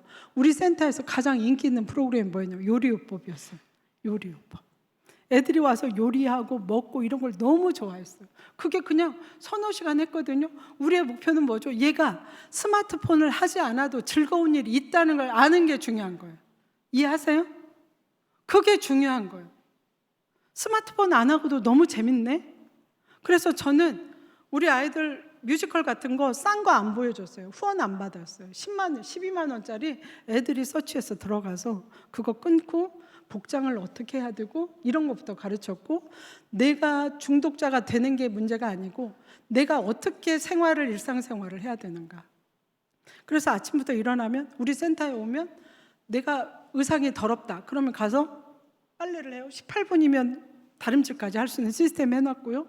아이들 오면은 샤워하게 했고, 또 그 구청장한테 쿠폰을 받아서 찜질방에 가서 씻기도 하고 이발도 하고 이런 것들을 동네 중심으로 해서 애들을 일단 외모부터 단정히 시켰어요. 그럼 다들 멋있다고 얘기하거든요. 그러면서 아이들을 이제 변화시켰던 그런 프로그램을 지금 하고 있고, 지금도 제가 아이들 오면 저는 너 하지 마 이런 얘기 안 해요. 처음에는 어머니들이 되게 답답해 하셔요. 교수님 뭐 하려고 하시나? 그 아이가 교수님을 만나니까 뭔지는 모르지만 재미가 있고 내가 좀 기대가 된다. 뭔가 할 수 있을 것 같다는 그 희망이 생기고 진로를 찾으면 저는 진로 찾기를 굉장히 빨리 도와줘요. 전문가이기 때문에. 그래서 그걸 더 할 수 있는 방법을 서로 고민해요. 그래서 어떤 아이가 작곡가가 되고 싶다고 그랬어요. 그래서 유명한 그 YG 거기에 작곡가로 있는 사람을 아름아름해서 이 사람을 어떻게 했어요? 교육하게, 이 학생을. 그러니까 얘가 정신이 없는 거예요. 그거 하느라고. 지가 하고 싶은 거. 또 유명한 회사에 근무하고 있는 사람이 또 자기를 도와주니까 얼마나 좋아요. 애가 나중에 한두 달 지났는데 완전히 외모부터 변하는 거예요. 너무너무 좋아하고. 여러분, 아이들이 자기가 좋아하는 걸 찾으면 그렇게 열심히 하는 걸 저는 봐요. 그러니까 하기 싫은 걸 하라고 하니까 아이들이 그런 거지. 네. 어떤 아이는 게임을 막 해요. 그래서 넌 뭘 하고 싶니? 그랬더니 자기는 게이머가 아니라 게임을 보고 중계해주는 역할을 하고 싶다는 거예요. 그래서 그러니? 근데 막 무슨 얘기를 했어요. 근데 걔가 하루는 오더니 교수님, 제가요 그럼 그걸 하는 사람한테 진로를 좀 물어봐라. 그랬더니 그걸 하는 사람들한테 얘기를 물어보니까 영어를 잘하면 돈을 훨씬 많이 번대요. 우리나라가 게임이 너무 발전해서 외국 영어로 그거를 이렇게 게임하는 거를 이렇게 해주면 돈을 많이 번다는 거. 그러더니 얘가 자기 영어 공부를 해야 되겠다는 거예요. 영어 공부 엄청 열심히 하고 있어요, 지금. 자기는 게이머인데 그 설명하는 걸 영어로 해설하는 걸 목표로 하고 있어요. 근데 여러분 놀라지 마세요. 돈을 얼마나 많이 버는지 아셔요? 왜 그거 하면 안 돼요? 여러분들이 너무 편견이 많아요. 요즘 직군은 너무 우리가 가지고 있는 직군하고 달라요. 어떤 아이는 게임하는데 자기는 게임업체에 근무하는 게 자기 목표래요. 왜 게임업체에 취업하면 안 돼요? 월급이 거기가 제일 많은 거 아셔요? 자기가 좋아하면서 돈도 많이 벌고 왜 하면 안 돼요? 너무 우리는 우리의 어떤 고정관념에 너무 빠져 있다. 아이들을 우리 시각으로 보고 있다. 그러면 안 된다는 거예요.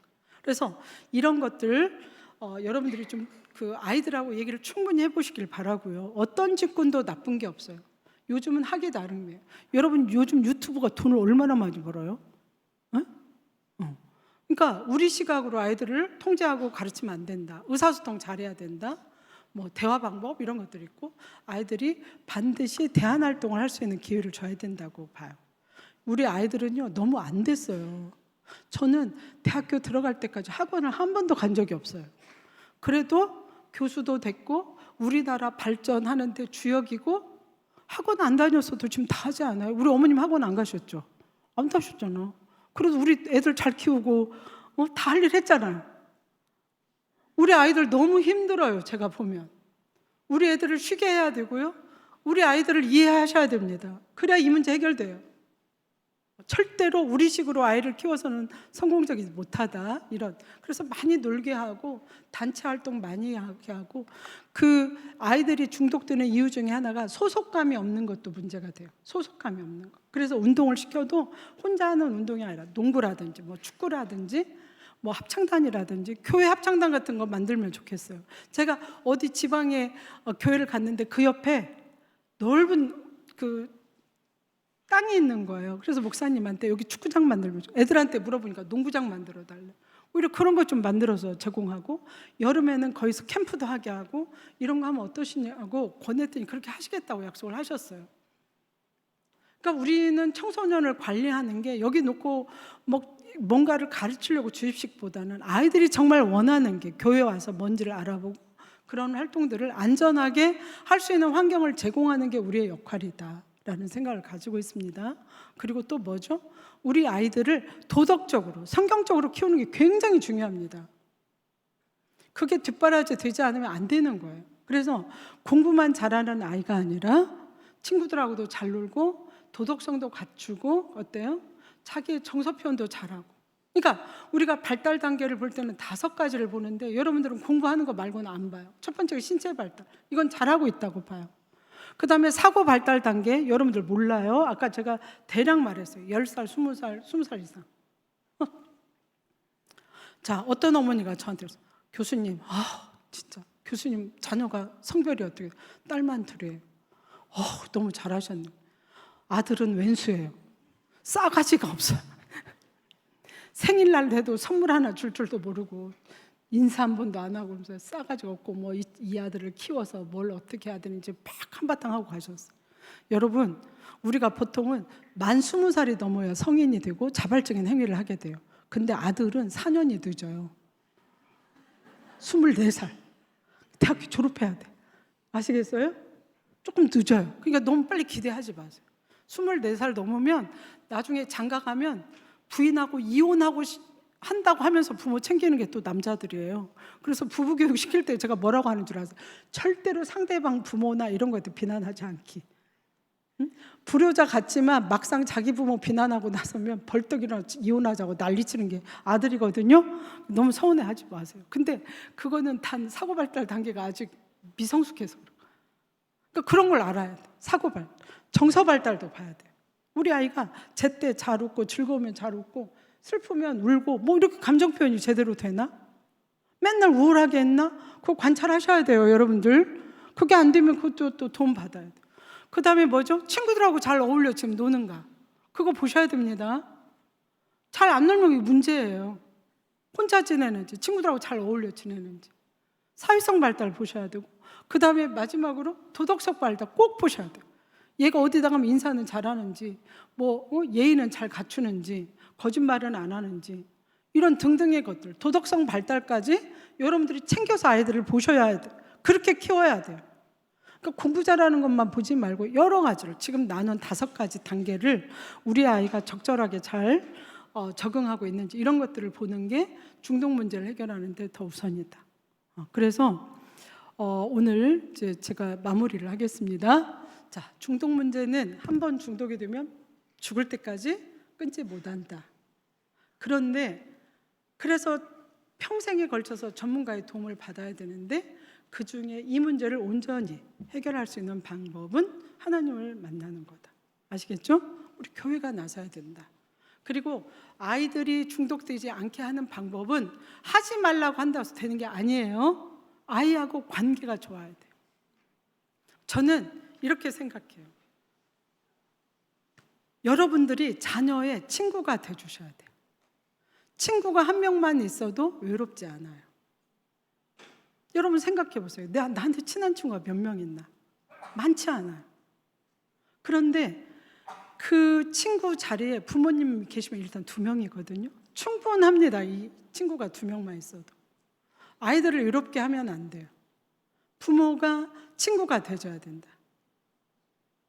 그리고 또 하나, 우리 아이는 나의 부속물이 아니에요. 귀한 손님이에요. 손님 대하듯이 하셔야 돼요. 옆집 아이 대하듯이 존중하고 예의를 갖춰야 되는 게 우리 태도라고 봐요. 함부로 하시면 안 돼요. 절대로 그러시면 안 돼요.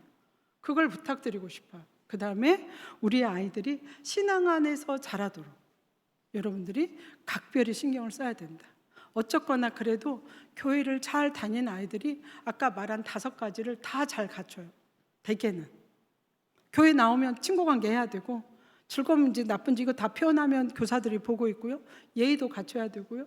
그래서 여러분들이 아이들을 교회만 잘 데리고 와도, 아이들이 교회 활동만 잘 해도, 자, 교회에서 MT를 보낸다고 하면 어떤 부모는 안 보내요. 위험하다고. 교회만큼 안전하게 그런 활동을 하는 데가 어디 있어요? 그럼 앞으로 걔를 어디 내보낼 거예요? 그게 사회생활이거든요.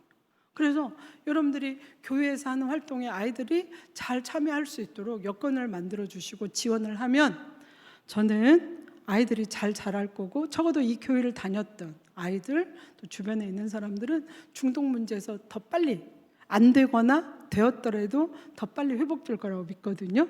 아시겠어요? 네. 하여튼 무엇이 여러분들한테 도움이 됐을까요?